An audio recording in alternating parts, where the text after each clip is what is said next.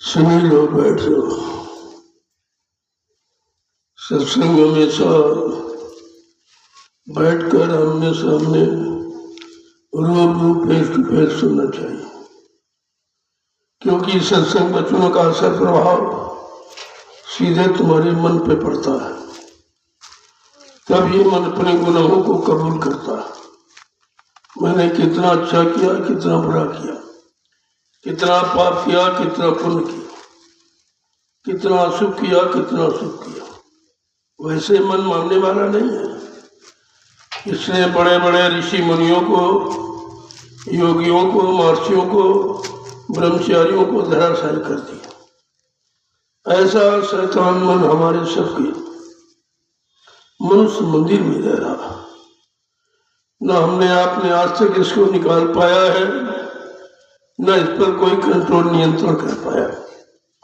वह बराबर मनमानी किया करते, इसके अंदर जैसी इच्छा उठती है, बस आपके शरीर को साथ में लेकर अगर काम की इच्छा हुई तो काम की इच्छा को पूरी करा लिया, क्रोध की इच्छा हुई तो क्रोध की इच्छा को पूरी करा लिया, लोभ मोह अहंकार की इच्छा हुई तो लोभ मोह अहंकार को पूरी करा लिया।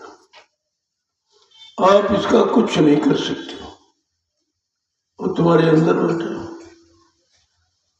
इसीलिए कहा भाई सूरवीर कौन है, सच्चा सूरवीर कौन? ये हिंसा हत्या करने वाला सूरवीर नहीं है। जिन्होंने मार मन डाला उन्हीं को सूरमा कहते। जिन्होंने अपने शैतान मन पर कंट्रोल नियंत्रण कर लिया वो सूरवीर है, बहादुर। जो भी कार्य हो रहा हो मन की तरह। हम सब लोग आदिकाल से मन के वशीभूत हैं, मन के इशारे पर करते रहे। आज तक आपकी जीवात्मा काल माया के देश से निकल नहीं पाई।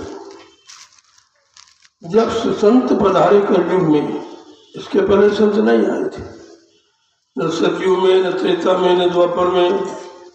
5,500 कलयुग के निकल गए संत में। सर्वप्रथम कबीर साहब आए, इन्हीं से संत मत चला और इन्हीं से संत नाम की जानकारी मिली। इसके पहले कुछ नहीं था। ऋषि मुनि थे, योगी योगेश्वर थे, अवतारी शक्तियां थी, ज्ञानी विज्ञानी ये सब थे, लेकिन संत नहीं थे। संतों का काम क्या? अंत करते हैं, जीवात्मा का अंत, यानी इस काल माया के देश से छुटकारा मिल जाए, अपने घर चली जाए, अपने मालिक पिया प्रीतम से मिल जाए। काम तो असली ये है, और ये आपको किसी ने बताया नहीं। ये संसार है, इसमें जड़ पूजा का विधान लगाया, चेतन नहीं, जड़ पूजा। पत्थर की, कागज की, पानी की, तीरथ की, मूर्त की। भला जड़ कुछ दे सकता है? विचार करो, जड़ काम करेगा कि चेतन काम? जड़ माने मुर्दा, मुर्दा काम करता कि जिंदा काम? इतनी छोटी बात अभी तक आप नहीं समझ पाए। और ना इसकी कोई चर्चा करता।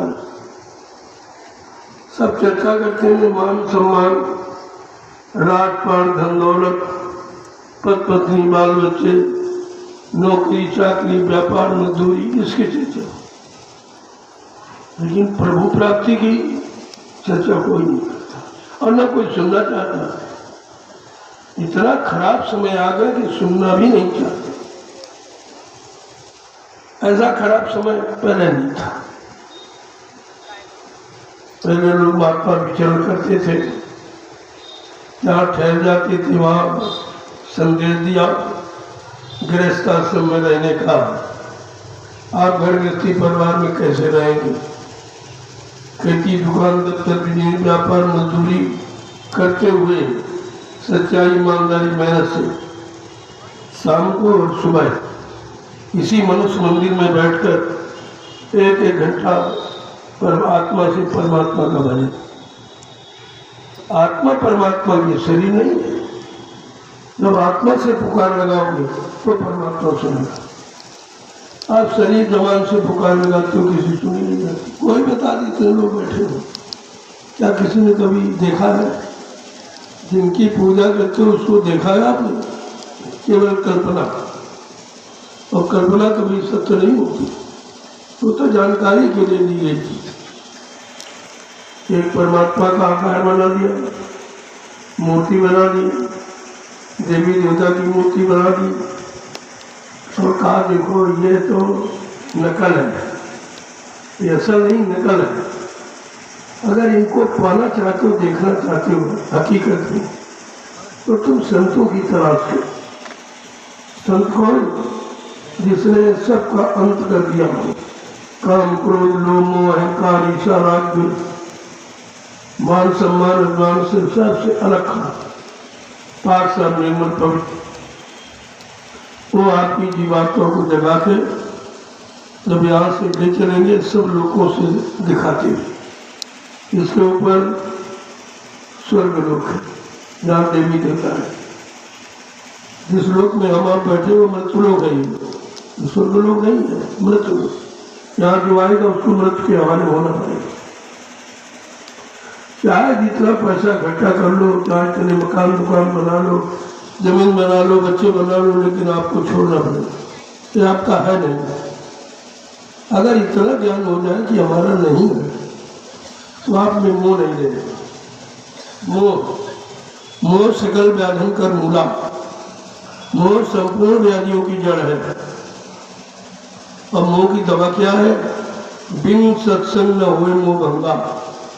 बिना सत्संग के मोह जाता है। सत्संग का मतलब संतों के वचन, संतों की वाणी, उसे सत्य का संकेत। उनकी वाणी सत्य से आपको मिलाएगी और बाकी अच्छा झूठ से मिला। आप झूठ बोल रहे हो, चोरी कर रहे हो, डकैती कर रहे हो, भ्रष्टाचार कर रहे हो, प्रचार कर रहे हो, घूस लेते हो, घूस देते हो, ये काम है बोलना। क्या धार्मिक देश में ये वाजिब है? ये काल धार्मिक भूमि में ये भगवान राम की धर्म भूमि है, कृष्ण भगवान की कर्म भूमि है और संतों महात्मा भक्तियों की योग भूमि है। क्या ईश्वर करना अच्छा है? लेकिन कोई नहीं कर रहा। इसी सब की जबान में ताले पड़ गए, कोई कुछ कहता ही नहीं। चाहे जितना लूटपाट जाए, इतना डकैती चोरी हो जाए, किसी की हत्या कर दी जाए, किसी जीव को मार दिया जाए, कोई कुछ कहने वाला नहीं है। क्या ये धार्मिक देश की मर्यादा है? क्या आप धर्म को मानते हो? क्या तुम अपने आप को धार्मिक कह सकते हो? विचार करो। मैं तो इशारा कर रहा हूँ, अभी आगे समय आ रहा है तब इसकी जरूरत होगी।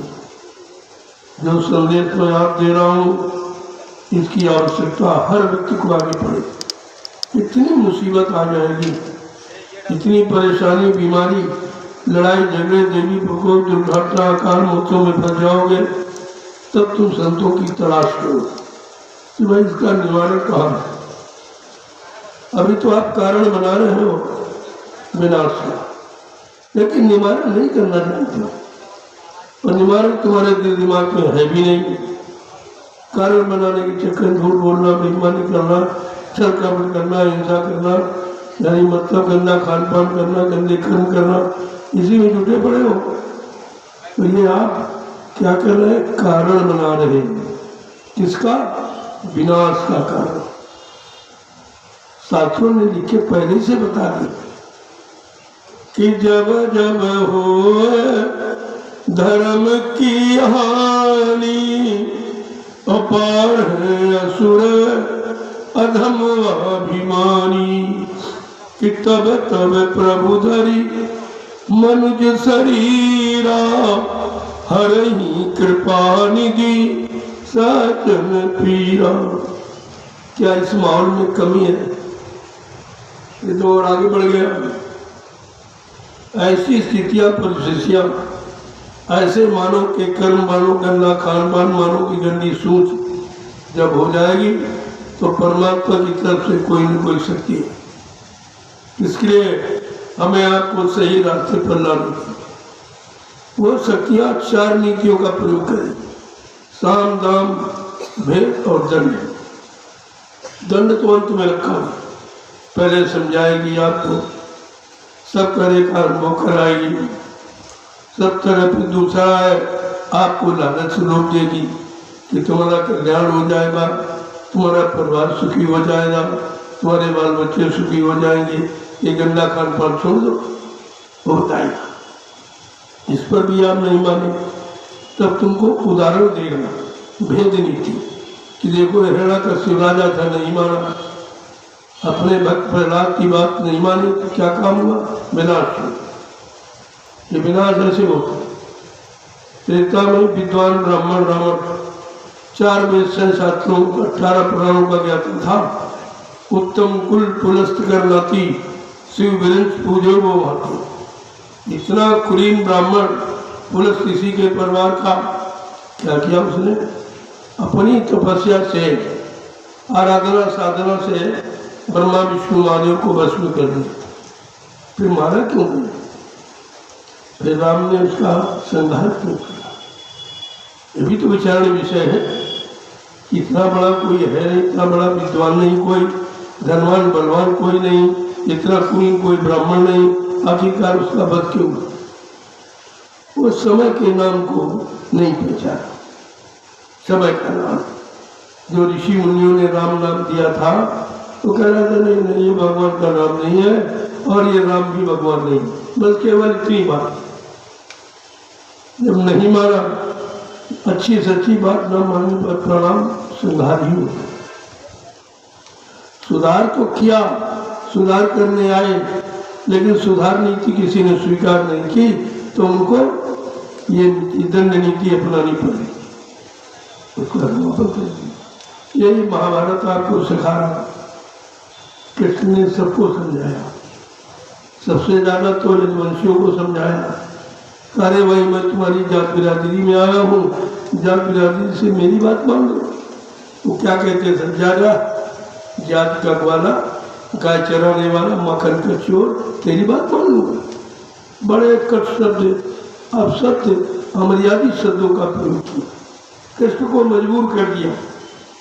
जब मजबूर हो गए, एक 18 दिन का नाटक जिसको महाभारत कहते हैं हो गया, सब सफाया। 18 दिन में समझ गए। तो विनाश में कोई समय नहीं लगता। आप भी ये जो आप कह रहे हो, कोई समय नहीं लगेगा, लेकिन अभी पहले सबने समझाया। कृष्ण ने समझाया महाभारत के पहले, और महात्मा विदुर ने समझाया अपने राजा को। अच्छे सच्चे महात्मा लोगों का काम ही है अच्छी सच्ची बात को कहना और लोगों को समझाना, और कहते भाई नहीं मानोगे तो तुम जानो तुम्हारा काम नहीं, ऐसे विनाश हो जाता। आज कलयुग की तो व्यवस्था सबसे खराब। तब तो गिने चुने थे, एक ही हिरण्यकश्यप था, एक ही रावण था, एक ही कंस था, एक ही जरासंध था। आज कितनी गिनती है? आप गिनती लगा सकते हो? नहीं। कितने भगवान आएंगे, कितना बड़ा बल शक्ति लेके आएंगे, क्योंकि सबको समझाना और न माने तो विनाश करना ये छोटा मोटा काम नहीं है। और ये आपको कोई बताएगा नहीं। सब अपनी अपनी चर्चा, धर्म चर्चा नहीं होती, समाज कल्याण की चर्चा नहीं होती, देश के कल्याण उद्धार की चर्चा नहीं होती, चर्चा होती अपने मान सम्मान की। हमारी पूजा करो, हमको दक्षिणा दो, हमको बड़ा मानो, हमको ये मानो वो मानो, यानी धन दो, सामान दो, सम्मान दो, लेकिन भगवान दो ये कोई नहीं कहता। भगवान की तलाश किसी को है ही नहीं, सबको सामान की जरूरत है। व्यवस्था इतनी बिगड़ चुकी है कि आपके पास सामान की कमी है, चाहे परिवार में हो, चाहे समाज में, चाहे देश में, सबकी। उसी कमी को दूर करने के लिए संत महापुरुष समय से इशारा करते हैं कि अब भी मान जाओ, धर्म कर्म अच्छी सच्ची रास्ते नीति में आ जाओ तो तुम्हारा बचाव हो सकता है। ये बचाव नीति है, ये स्वार्थ नीति, वोट मांगने वाली नीति नहीं है, ये बचाव नीति है, सुरक्षा नीति, संभाल नीति है। अब इसमें भी आपकी समझ में ना आए तो फिर तुम जानो तुम्हारा काम जानो। आप ये नहीं कह सकते किसी ने समझाया नहीं, किसी ने बताया नहीं, इतना खराब समय आने वाला था तो महात्मा क्या कर रहे थे उन्हें बताना चाहिए, लेकिन बताया जा रहा तो आपकी समझ में नहीं आ रहा। न सुनते हैं न सुनने देते हैं, दोनों दो अपराध करते हैं, सुनते भी नहीं और सुनने भी नहीं देते। इतना बड़ा अपराध है ये कि जिसकी कितनी बड़ी सजा है, ये तो जब उसके अंतर्गत जाएंगे यही समझेंगे। इसलिए आज ये मैं तो अचानक हरिद्वार से जा रहा था आश्रम नैमिषारण्य के लिए, बीच में समय ज्यादा हुआ, कहा चलो जरूर कहीं ना कहीं पड़ाव डाल दो, कोई पड़ाव डाल दो, कहा चलो पड़ाव डाल दो, दो शब्द धर्म चर्चा के हो जाएंगे, अच्छा रहेगा, इस उद्देश्य से। बाकी मेरा कोई उद्देश्य नहीं, मेरा कोई उद्देश्य राजपाट धन दौलत मान सम्मान अधिकार का नहीं है। मेरा उद्देश्य है कि सारे लोग सच्चे अच्छे रास्ते पर चलने लगे, एक अच्छे सच्चे ईमानदार चरित्रवान समाज की स्थापना हो जाए। मैं उसके लिए निकला हूँ, मेरा काम कुछ नहीं। तो मैं सारे देश में घूम रहा हूँ, देख रहा हूँ भाई क्या स्थिति है, राजनीति कैसी हो गई, धर्म नीति कैसी हो गई, परिवार नीति कैसी हो गई, समाज नीति कैसी हो गई, सुरक्षा नीति कैसी हो गई, व्यवस्था नीति क्या, सब देख रहा हूँ। ऐसा नहीं है, मैं इसे घूमने नहीं निकला, मैं देखने निकला। तो जब देखा जाएगा तभी तो कहा जाएगा, और कहा नहीं जाएगा तो बिगाड़ हो जाएगा। अब मानो न मानो तो आपका काम, बताना समझाना ये संत महापुरुषों का काम है। वो अपना काम कर रहे हो, आप अपना काम कर रहे हो। इसलिए अचानक बड़े भाग से आपको ये शब्द सुनने को मिलते हैं। रामचरितमानस में लिख के बताया कि पुण्य पुंज बिन मिलहि न संता, और संत बिना सूझे नहीं पंथा। अच्छे कर्म, आपने जो अच्छे कर्म किए तभी संतों का मिलन होता है। जब संत मिलते हैं तब असली जीवन के जीने का रास्ता मिलता है। ये जीना नहीं जो आज जी रहे, दुकान है, बना मकान है, मतलब यानी लोग खेती है, दुकान दफ्तर है, रुपया है, पैसा, ये जीना, ये तो सबके पास है। इसमें खासियत क्या है? सुतदारा और लक्ष्मी पापी के घर हो, सबके घर में, लेकिन संत दरस, हरि कथा, गोस्वामी दुर्लभ। कहते हैं ये दो चीजें दुर्लभ हैं, ये सबको नहीं मिलती हैं, बड़े भाग्यशाली जीव को मिलती हैं जिसने कुछ शुभ कर्म किए हैं। शुभ कर्मों की कमाई से ये चीजें मिलती हैं। आज ये अवसर अचानक मिल गया, तुमने कहा दो शब्द एक इशारा कर दें आपको कि आगे का समय बहुत खराब है, मुश्किल से रोटी पाएंगे आप, इतना खराब। अन्न और दवाओं की कमी पड़ जाएगी, पेड़ों की पत्ती तुम्हें ढूंढे न मिलेगी। ऐसा आएगा तेरे कर्मों का नजारा, और सुनते तो जाओ संदेशा हमारा। यह संदेश है। यहाँ वो सदा नहीं पुरानी कथाएं सुनाई जाए, दान दक्षिणा ये वो लिया था, ये कुछ ये लेने वाला दरबार नहीं है, ये कुछ देने आया है और दे रहा है और देता रहेगा।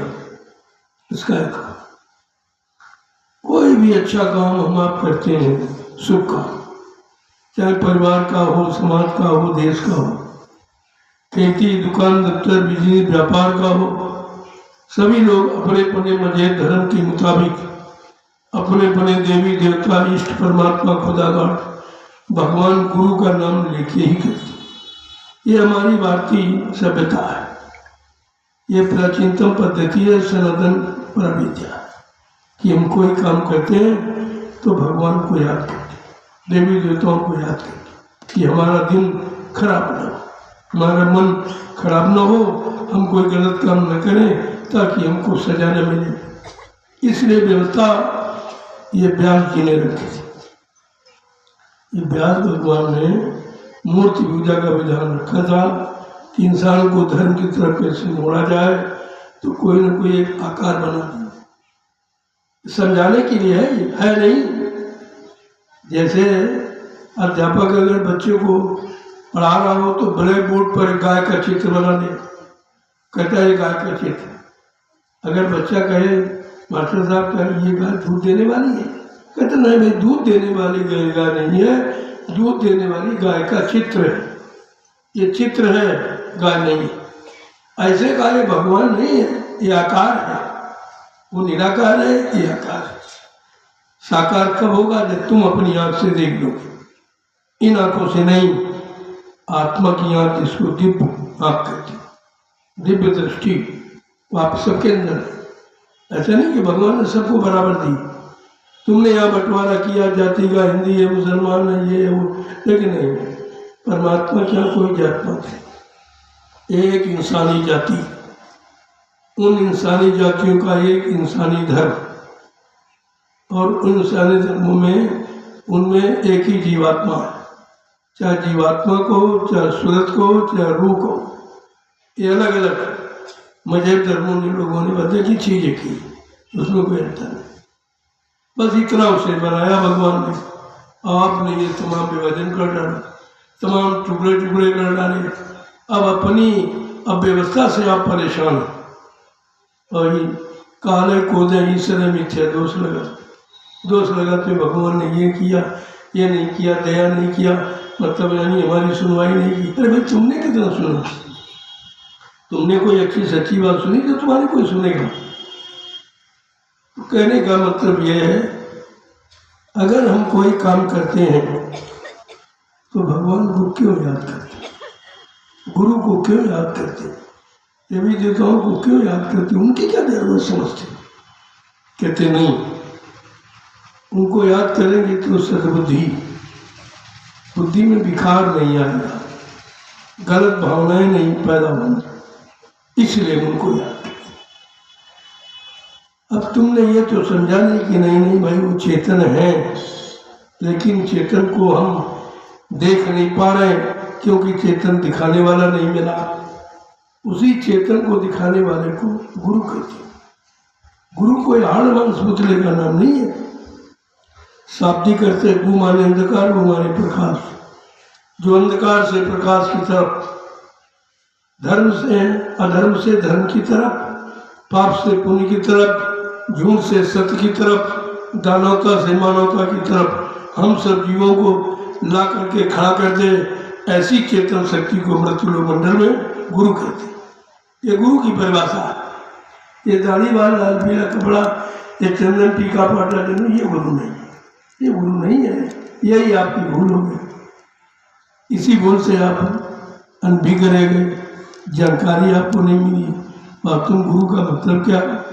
तो गोस्वामी महाराज ने क्या लिखा रामचरितमानस, बड़े साफ शब्दों में कि गुरु बिन भवनिधि तरैन कोई, और जो बिरंची शंकर समोई। कहा ब्रह्मा विष्णु महादेव के समान कोई कितना धनवान बलवान बुद्धिमान क्यों न बन जाए, लेकिन बगैर गुरु के भवसागर पार नहीं जा सकते। देखिए कितनी बड़ी बात है। अब नहीं आप समझ पाए। और आज से नहीं 550 वर्ष पहले से ये रामचरितमानस लिखी गई और घर घर रखवा दी गई। इसको पढ़ लो, समझ लो, जान लो, अपने जीवन में उतार लो, तो ये मानस तुम्हारे अंदर मानस यानी हृदय में समा जाएगी, तब तुम्हारा काम होता। लेकिन कोई नहीं करता। जिससे बात करो कहते क्या कहते हैं, उसने बेचारे की सुनी नहीं, उसका भी दोष नहीं है, उसको बताया नहीं क्या। और बताता कौन, उसने खुद नहीं देखा। अरे जब तक आप देखोगे नहीं आप सच्चाई नहीं बता सकते। सुनी सुनाई किताबों की पढ़ी पढ़ाई सच्चाई नहीं होती है। सच्चाई है अपनी करनी। जिस काम को कर डालोगे, चाहे अच्छा करो चाहे बुरा करो, आपके पास जानकारी होगी, तब जानकारी होती है। कहने का मतलब ये है कि पहले समझ लो कि हम हैं क्या, हम क्या हैं,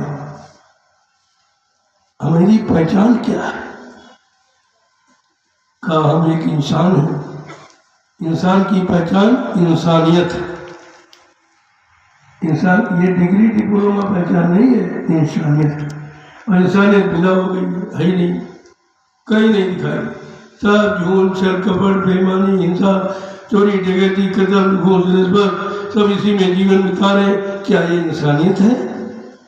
अरे विचार करो, क्या इसको इंसानियत का दर्जा दिया जाएगा? नहीं, नहीं दिया।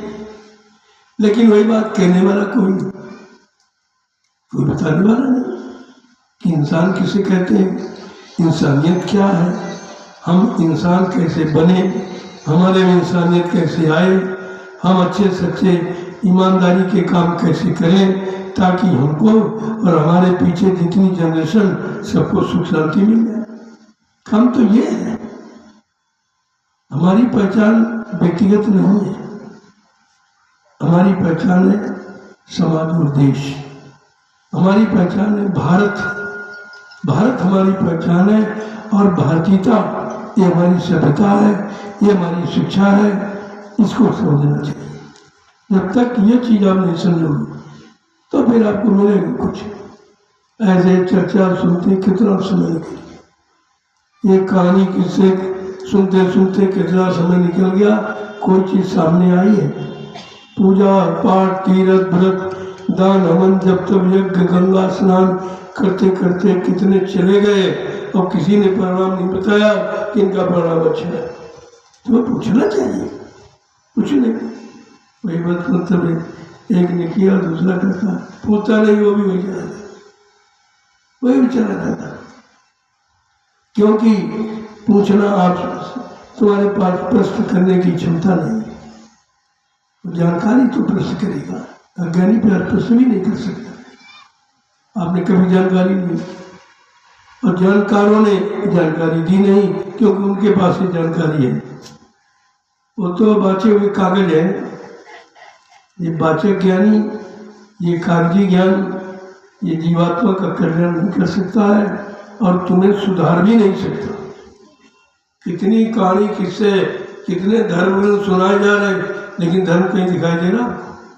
तो धर्म सुनाने से नहीं आएगा, धर्म आएगा करने कराने से। करना कोई चाहता नहीं, करना चाहते अधर्म और कहते हम धर्मी बन जाए। और सबको अच्छा देखना चाहते हो, ईमानदार देखना चाहते हो, चरित्रवान देखना चाहते हो, लेकिन जरा अपने में झांक के देखो कि तुम्हारे में यह है कुछ, तो तुम देख कैसे सको। चोर को चोर की पहचान होती, अच्छे की पहचान नहीं होती। और आपने कभी किया नहीं, अपने को कभी आपने देखा नहीं। विवेकानंद से पूछा गया ये क्या देखें, किसको देखें? उन्होंने लिखा है मतलब please see yourself then told other person. कृपया अपने आप को देखो तब दूसरे को हो सकता तुम कहीं उससे ज्यादा खराब हो। ये करो, ये उनकी शिक्षा है, इसको लेना चाहिए। गांधी महात्मा की पूजा हो रही है, लेकिन उनकी सिद्धांत को कोई मान रहा? गांधी का प्रथम सिद्धांत था अहिंसो परमा धर्मा, और यहाँ सिद्धांत है हिंसा परमो धर्म। बिल्कुल उल्टा हो रहा, एकदम उल्टा। वो कह रहे हिंसा करना पाप है, या हिंसा की तो भूल लगी। सरकार भी उसी के समर्थन में है। कितने जीव रोज कटवाए जा रहे, मारे जा रहे। जिनका चमड़ा मांस विदेश में व्यापार के लिए जाता, वो जो व्यापार से पैसा चमड़े मांस का आता है, वही इन कर्मचारी अधिकारियों को वेतन दिया जाता है। ये कैसा धन है? अशुद्ध, हिंसा का, हत्या का धन है। ये आपको बरकत नहीं देगा, कितना भी इकट्ठा कर लो बरकत नहीं देगा।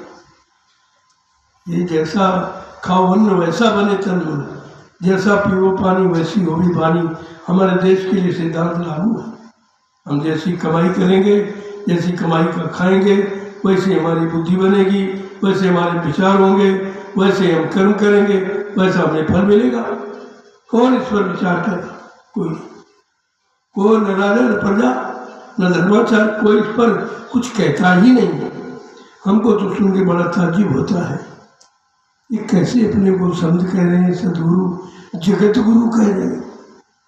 जगत गुरु की बात करते हो। भारत देश की स्थिति ये है, एक देश की जिसमें रहते हो, उस देश का सुधार नहीं कर पाए और जगत गुरु की बात करते। कोई कहने वाला नहीं कि भाई जगत गुरु हो तो कुछ करके दिखाओ, कुछ व्यवस्था बिगड़ी उसको सुधार करके दिखाइए, आप लोगों को सही रास्ते पर चढ़ा के दिखाइए। कुछ कोई नहीं कहता। जब तक नहीं कहोगे तब तक सुधार कुछ नहीं होगा। जैसे अगर बच्चा रोएगा नहीं तो माँ कभी दूध नहीं पिलाएगी, उसे पता नहीं कब भूख लगती बच्चे को, वो रोने को समझती है कि बच्चा भूखा। ऐसे आपको कहना पड़ेगा। अपनी भूख मिटाने के लिए अपने जिम्मेवार लोगों से कहना पड़ेगा, जिनको आपने चंदा नोट वोट दिया, मान सम्मान अधिकार दिया है, उनसे कहना पड़ेगा।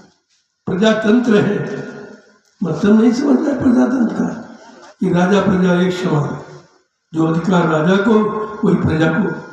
लेकिन यहाँ तो ऐसा नहीं है। हमारा कर्मचारी अधिकारी कितनी मेहनत से सेवा करता है देश की, अब उसको 60 साल में रिटायर कर दिया जाता। कहते क्यों? क्या है इसकी कल इसकी बुद्धि अब विकासशील कार्य नहीं कर सकती है, इसकी क्षमता समाप्त हो गई। चलो ठीक है, आपने कानून बना दिया, अच्छी बात, लेकिन कानून सब पर लागू करो। कर्मचारी अधिकारी 60 साल का रिटायर किया जाता है और 70 साल के बूढ़े राजनीति में भर्ती किए जा रहे हैं। ये क्या, कहाँ पर जाता था? इस पर विचार करना चाहिए। ये निंदा आलोचना बुराई नहीं है, ये हकीकत है। इसकी जानकारी हर व्यक्ति को होना चाहिए कि भाई अधिकार तो बराबर है, कानून सबके लिए है, चाहे राजा हो चाहे प्रजा हो, कानून में कोई अंतर नहीं होता। लेकिन ये कानून कैसा जो तुम्हारे अधिकार को कार्य करने की क्षमता शक्ति को छीन रहा, ये कैसा कानून? आपको कहना पड़ेगा। सर्वप्रथम हिंदुस्तान में मैंने कहा पुलिस कर्मचारी अधिकारियों को किसी ने जवाब नहीं खोजा और आज भी नहीं कह रहा। मैंने सन 80 में कहा था ये 24 घंटे ड्यूटी देता है, इसको तनख्वाह 8 घंटे की मिलती। ये कौन सा कानून? अगर कोई मजदूर एक्स्ट्रा मजदूरी करता तो डबल तनख्वाह मिलती उसको। ये रात दिन ड्यूटी कर रहा, तनख्वाह 8 घंटे की बात। न ये कह रहा कुछ और न कोई कहते, तो तुम ही नहीं कहोगे दूसरा क्या कहे? तुम्हारे में संगठन नहीं है। इतनी बेरोजगारी फैला दी गई है कि आप कहते हो नहीं कहोगे तो हटा दिए जाएंगे, वहाँ 4 खड़े करते हमको भर्ती कर दी। हम कम पैसे में काम कर दें, व्यवस्था ये नहीं, हमारे पास संगठन नहीं। और कलयुग में क्या नियम है? कलयुगे संघे शक्ति, कलयुग में संघ संगठन ही शक्ति, चाहे वो धार्मिक हो, चाहे राजनीतिक हो, चाहे पारिवारिक हो, चाहे सामाजिक हो। संगठन नहीं है तो विजय नहीं है, संगठन नहीं है संपूर्ण शांति नहीं है। अगर परिवार में संगठन बिगड़ जाता तो परिवार का विकास रुक जाता और सब लोग परेशान होते, सब परेशान होते। ये बिगाड़ आज घर घर है। इसी का नाम है कलयुग। कलह युग, कलह माने लड़ाई झगड़े का युग। आप साक्षात देख लीजिए, परिवार में पिता पुत्र में लड़ाई झगड़ा, पति पत्नी में लड़ाई झगड़े, जात पातियों में, हिंदू मुसलमानों में, सिख ईसाइयों में, ब्राह्मण क्षत्रिय वैश्यों में, राजा और रैयत में, गुरु और शिष्य में भी झगड़ा हुआ। ये क्या है? इसको कहते हैं कलयुग, कलह युग। कलह माने लड़ाई झगड़े का युग, और आपके सामने हो रहा। कलयुग अपना प्रदर्शन पूरा कर रहा, लेकिन तुम समझ ही नहीं पा रहे। एक तो तुम जानते नहीं हो, अगर महात्मा कोई अच्छी सच्ची बात बताए तो मानते नहीं हो। ये दो बीमारी आप में और लगे, इसलिए समय बहुत खराब है, जिसका कोई वर्णन नहीं। अवर्णनीय है, अकथनीय है, अनवचनीय है, कोई वर्णन नहीं कर सकता। इतना खराब समय आ रहा, किसके कारण?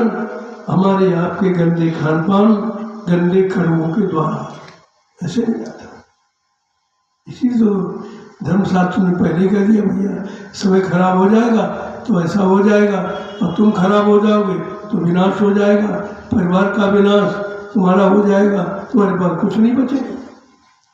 वो समय आपके नजदीक है, बहुत कम लोग दिखाई देंगे।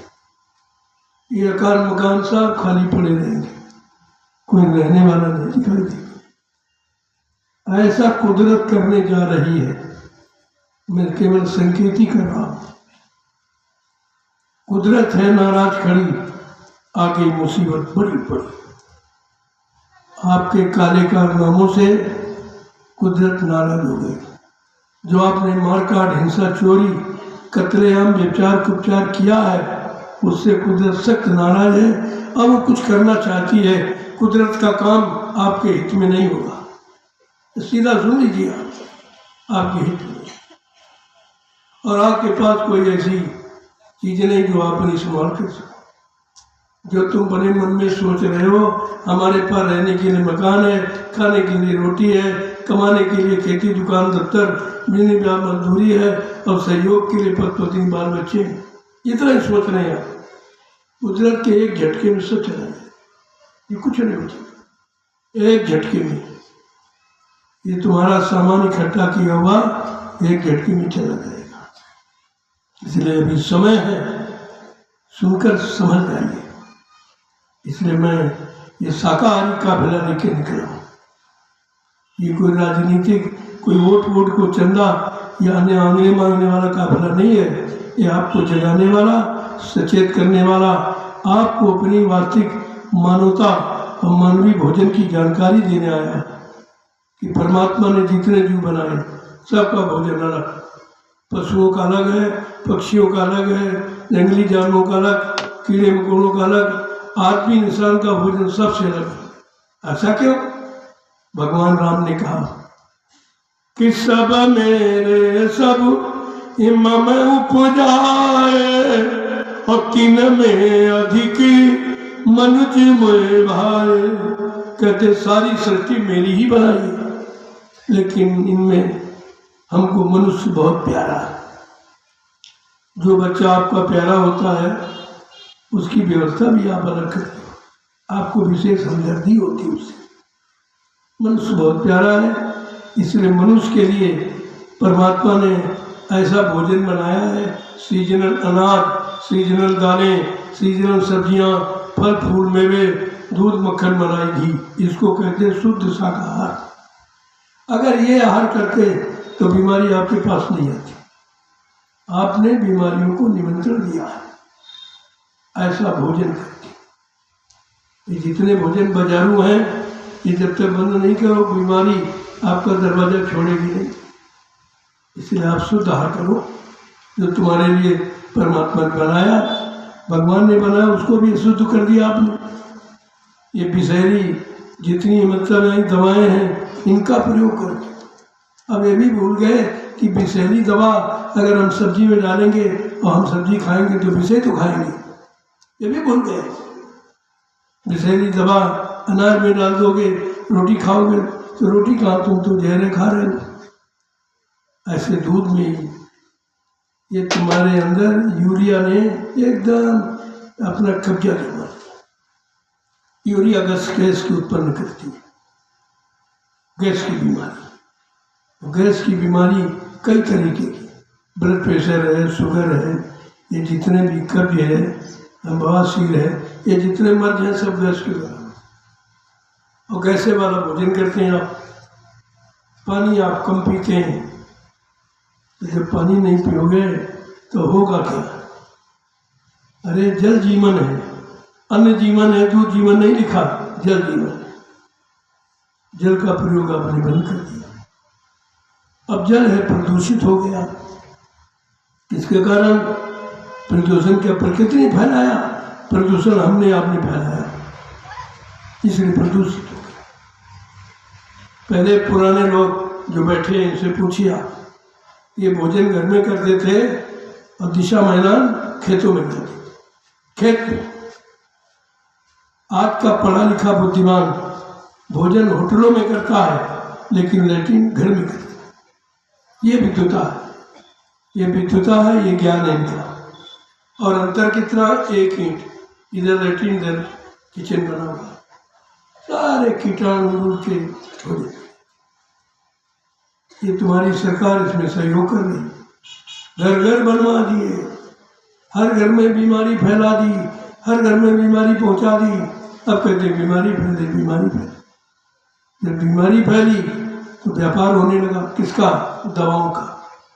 दवाओं का व्यापार खुल गया, व्यापारी अपना दवा बेच रहे हैं, आप परेशान हो रहे हैं। आप अपनी परेशानी दुख तकलीफ का कारण भी नहीं जानते हो, और बताया जाए तो सुनते मानते भी नहीं। तो कैसे संभाल होगी? अच्छा होगी तो कैसे? इन सब बातों का एक ही मूल कारण है कि हमारा आहार खराब है, भोजन। जैसा करे आहार वैसे बने विचार। विचारों का, आहार से विचारों का जन्म होता है, और विचार खराब हो गए तो कर्म खराब हो गए, कर्म खराब हो गए तो परिणाम खराब मिल रहा है।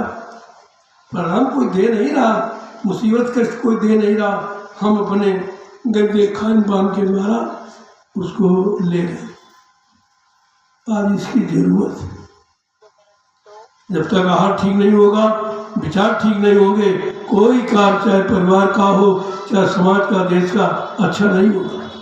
जब होगा तो आप बुरा ही होगा। आज मैं इसीलिए काफिला लेके निकला हूँ कि एक बार लोगों को जानकारी दे दे कि भाई अपना आहार करो। सब अपना अपना आहार करते हैं। जो पशु का आहार है उसमें आप अगर मिर्च मसाला मिला दो तो नहीं खाएगा, वो नहीं खाएगा। अगर दारू डाल दो तो बहुत दूर हट जाएगा। मांस का टुकड़ा अगर चारे में निकल आया तो चारा खाना बंद कर देगा। लेकिन तुम क्या करते हो? तुम तो पशुओं से गए गुजरे हो। पशु को तो ये ज्ञान है कि हमारा भोजन क्या है, हमारे पानी क्या है, मतलब नहीं हमारा संयम क्या, वो संयम में रहता है। आप असंयमित हो, तुम्हारा कोई संयम नहीं, कोई नियम नहीं, कोई आदर्श नहीं, कुछ भी आपके पास नहीं रहा। अब सिवाय रोने के अलावा आपके पास कुछ बचा नहीं है। वो भी समय आने वाला है। समय के पहले महात्मा हमेशा जानकारी देते रहे, आज भी दे रहे। हमारा काम और कुछ समय से आपके उद्धार सुधार के लिए आपको समय से जगाना है। ये जागरण हो रहा है, लाखों लोग जागे, ऐसा नहीं। मैंने इस 12 वर्षों में हिंदुस्तान का पूरा दौरा किया और लाखों लोगों को शाकाहारी बना दिया। उनके परिवार ठीक हो गए, घर मकान बन गए, बाल बच्चे पढ़ लिख गए, शादी भी अच्छा होने लगा। सुधारे तो है क्या? लेकिन अब जब जथा राजा तथा प्रजा, धर्मी राजा धर्मी प्रजा, अगर राजा धर्मी नहीं है तो धर्म का उपदेश नहीं होगा, नहीं कदर करेगा। आप धर्म की कहाँ कदर? कोई कदर कर रहा धर्म की? कोई नहीं कर रहा, न कोई इसके बारे में सोच रहा। कर्मचारी अधिकारी लोग, चाहे व्यापारी लोग, चाहे मतलब यानी धर्माचार लोग, चाहे राजनीति लोग, सबके सब सबके लिए कह रहा हूँ। क्यों? देश सबका है, समाज सबका है। सब लोग सामाजिक प्राणी हो, समाज में रहना सीखो, समाज को एक अच्छा आदर्श प्रस्तुत करो, अच्छे बनो और अच्छे बनाओ। जब तुम अच्छे होगे तुम्हारे बच्चे अच्छे होंगे, तुम्हारे बच्चे आगे समाज के लिए अच्छे सिद्ध होंगे, धीरे धीरे समाज बदल जाएगा। लेकिन जब करोगे नहीं तो कुछ नहीं होगा। ये सुनने सुनाने का काम नहीं है। अब ये चर्चा बहुत कम समझ में आती है, क्योंकि सत्संग यहाँ था नहीं। यहाँ 3 युगों से कथा वार्ता सुनाई जा रही है। और राजा ऐसे थे, उनकी रानी ऐसी थी, उनका राज्य ऐसा था। अरे कलयुग में तो राजा रानी है ही नहीं, यहाँ तो प्रधानमंत्री हो गया। मतलब यानी व्यवस्था बदल गई। वो तो बदली व्यवस्था के बारे में जानकारी करो कि अब क्या होना चाहिए, अब व्यवस्थापक कैसा हो, जो लोगों के दुख दर्द को सुने, दुख दर्द को दूर करे, न्याय दे, लोगों की सुरक्षा दे। अरे कोई तुमसे रोटी थोड़ी मांग रहा, न मकान मांग रहा, केवल व्यवस्था मांग रहा। जैसे अन्न उत्पन्न करना है, भाई समय से बिजली आप दे दीजिए, समय से खाद दे दीजिए, समय से मतलब यानी सिंचाई हो जाए तो फायदा हो जाएगा। आपसे मांग नहीं रहा कुछ, लेकिन व्यवस्था मांग रहा। आज व्यवस्था की मांग करनी चाहिए। मैं यही बार बार कहता हूँ कि नेता सुभाष चंद्र बोस ने उस समय की व्यवस्था कुछ आया थी, किसी दूसरे का हमारे पर शासन हुकूमत थी, हमने उसको पसंद नहीं किया, तो हमने कहा कि भैया अब आप अपने देश चले जाइए, हमारा देश खाली कर। तो उस पर उनको खूनी क्रांति अपनानी पड़ी और कहना पड़ा तुम हमें खून दो, मैं तुम्हें आज़ादी दूंगा। लेकिन आज नहीं, आज ये नहीं है। आज ये है कि हम तुम्हें व्यवस्था देंगे और तुम सहयोग करो। आपको व्यवस्था चाहिए और क्या चाहिए? चाहे कर्मचारी अधिकारी, उसको व्यवस्था चाहिए, उसकी व्यवस्था कर दी जाए, वो समय से ड्यूटी देगा और सच्चाई ईमानदारी से काम करेगा। लेकिन जब जिसको कुछ मिलेगा नहीं और जो दिया जा रहा है उसमें भी तमाम कटौती हो रही, तमाम ठेकेदार हैं, वो अपना कहते हैं इतना हमको दीजिए, आप इतना थाने से दो, इतना चौकी से दो, इतना कोतवाली से दो। तो बेचारे कब तक सच्चाई करेंगे? क्या सच्चाई करके अपनी तनख्वाह खो देंगे? लेकिन कौन कहे? फिर वही बात है, दिल्ली में एक के गले में घंटी कौन बांधेगा? बात तो इस समय इस बात की है। तो मैं तो कहता हूँ और खोल के कहता हूँ, अपने लिए नहीं, देश और समाज के लिए कहता हूँ। मेरा कोई मतलब नहीं, उसको कुछ नहीं चाहिए, उसको जरूरत ही नहीं, हमारे कोई है नहीं, मैं क्या करूँगा? हमारे कोई बीवी बच्चा तो है नहीं जिसके लिए हम संचय करें, आप सबसे झूठ बोलें, पैसा इकट्ठा करें। यह काम मेरा नहीं है। मेरा काम है जन जागरण का, कि आपको जगा दें, सचेत कर दें, सावधान कर दें कि आगे का समय बहुत खराब है और वो सब पर आएगा। ये मत सोचो कि हमारे पर नहीं है, तुम क्या उसके अंतर्गत नहीं हो? कौन ऐसा दूध का धोया हुआ? पाक साहब तो आप है नहीं, कुछ न तो कुछ आप कर ही रहे हैं। अब वो देखने वाला सब देख रहा, जब वो देखने वाला देख रहा, वही महात्माओं को बता रहा कि भाई ऐसा ऐसा हो रहा समान देश में, और तुमको इसीलिए भेजा गया था, तुम कम से कम लोगों को सचेत तो करो। तो मैं सचेत कर रहा हूँ। मैं तो कोई बनता हूँ ना, मैं महात्मा बनता, ना कोई संत बनता, कुछ एक सेवादार, जो सेवा का अधिकार मिला है, मैं सेवा कर रहा हूँ वचनों की। अब मानना न मानना ये आपका काम है, ये मेरा काम नहीं। वैसे ये काम तो राजा का, अपनी प्रजा को मनाए, प्रजा को खुशहाल रखे, प्रजा को न्याय दे, सुरक्षा रोजी रोटी की व्यवस्था करे, ये काम उसका, महात्माओं का नहीं है। लेकिन जब देखा कोई नहीं कर रहा तो महात्मा निकल पड़े, अरे तुम नहीं करोगे तो मैं करूँगा। आपको तो भला चिंता है और इच्छा भी है कि हमें वोट मिले, चंदा मिले, नोट मिले, हमें गद्दी मिले, कुर्सी मिले, हमें सम्मान मिले। यहाँ तो उसकी भी आवश्यकता नहीं, यहाँ कुछ नहीं चाहिए, यहाँ केवल व्यवस्था चाहिए। हमको व्यवस्था की जरूरत है ताकि ये सब लोग व्यवस्थित हो जाए, अपने अपने घर मकान और बाल बच्चों में ये बैठ के भगवान का भजन करें। मैं तो भजन कराने निकला हूँ, लेकिन बीच में अब व्यवस्था आ गई। अब कह रहा हूँ भजन कैसे करें, शांति नहीं है, लड़कियाँ सियानी हो गई, पैसा नहीं, शादी ब्याह कैसे करें, बच्चे पढ़ लिख के जो पैसा था पढ़ाई लिखाई में लगा दिया, अब बेचारे उनको नौकरी नहीं है, घूम रहे हैं, पैसा इतना है नहीं कि उनको बिजनेस व्यापार करना। ये दर्द है, इस दर्द को लेके निकला हूँ। मेरा ये दर्द आपका दूर हो जाए, आपको आराम मिल जाए। ये सब व्यवस्था है। भगवान राम ने क्या किया, चाहते तो अयोध्या में राज करते, राज गद्दी छोड़कर जंगल चले गए। इसके लिए व्यवस्था की, ये सबकी व्यवस्था बनाऊंगा, सबको न्याय सुरक्षा रोजी रोटी दूंगा, सबको धार्मिक बनाऊंगा, सब भगवान का भजन करेंगे, पूजा पाठ करेंगे, अच्छे कर्म करेंगे। इसके लिए तो 14 वर्ष लग गए। क्या किसी ने पहचाना था राम को? किसी क्षत्रिय ने नहीं पहचाना, और किसी क्षत्रिय ने सहयोग भी नहीं दिया उनको। तो बेचारे जंगल में कोल भिन बंदरों को इकट्ठा किया और उन्होंने सहयोग किया, काम हो गया। आपका नाम नहीं किया, किसी क्षत्रिय का नाम नहीं किया। अगर क्षत्रिय कुल की मर्यादा समझते थे तो आपको तो मदद सहयोग करना चाहिए था, कुछ नहीं किया। ऐसे यदुवंशियों ने कृष्ण का कोई सहयोग नहीं किया, बल्कि और अपशब्द कट शब्दों का प्रयोग करके अपमानित किया उनको। बेचारे मजबूर हो गए। व्यवस्था के लिए उन्होंने ये सब मार काट हिंसा करवा दिया, और जो गलत है, बुरे थे, अहंकारी, उनका विनाश हो गया, अच्छे से अच्छे लोग बच गए। यह इतिहास आपका। इतिहास भी आपको गलत शिक्षा नहीं दे रहा, इतिहास बीते हुए समय की जानकारी दे रहा।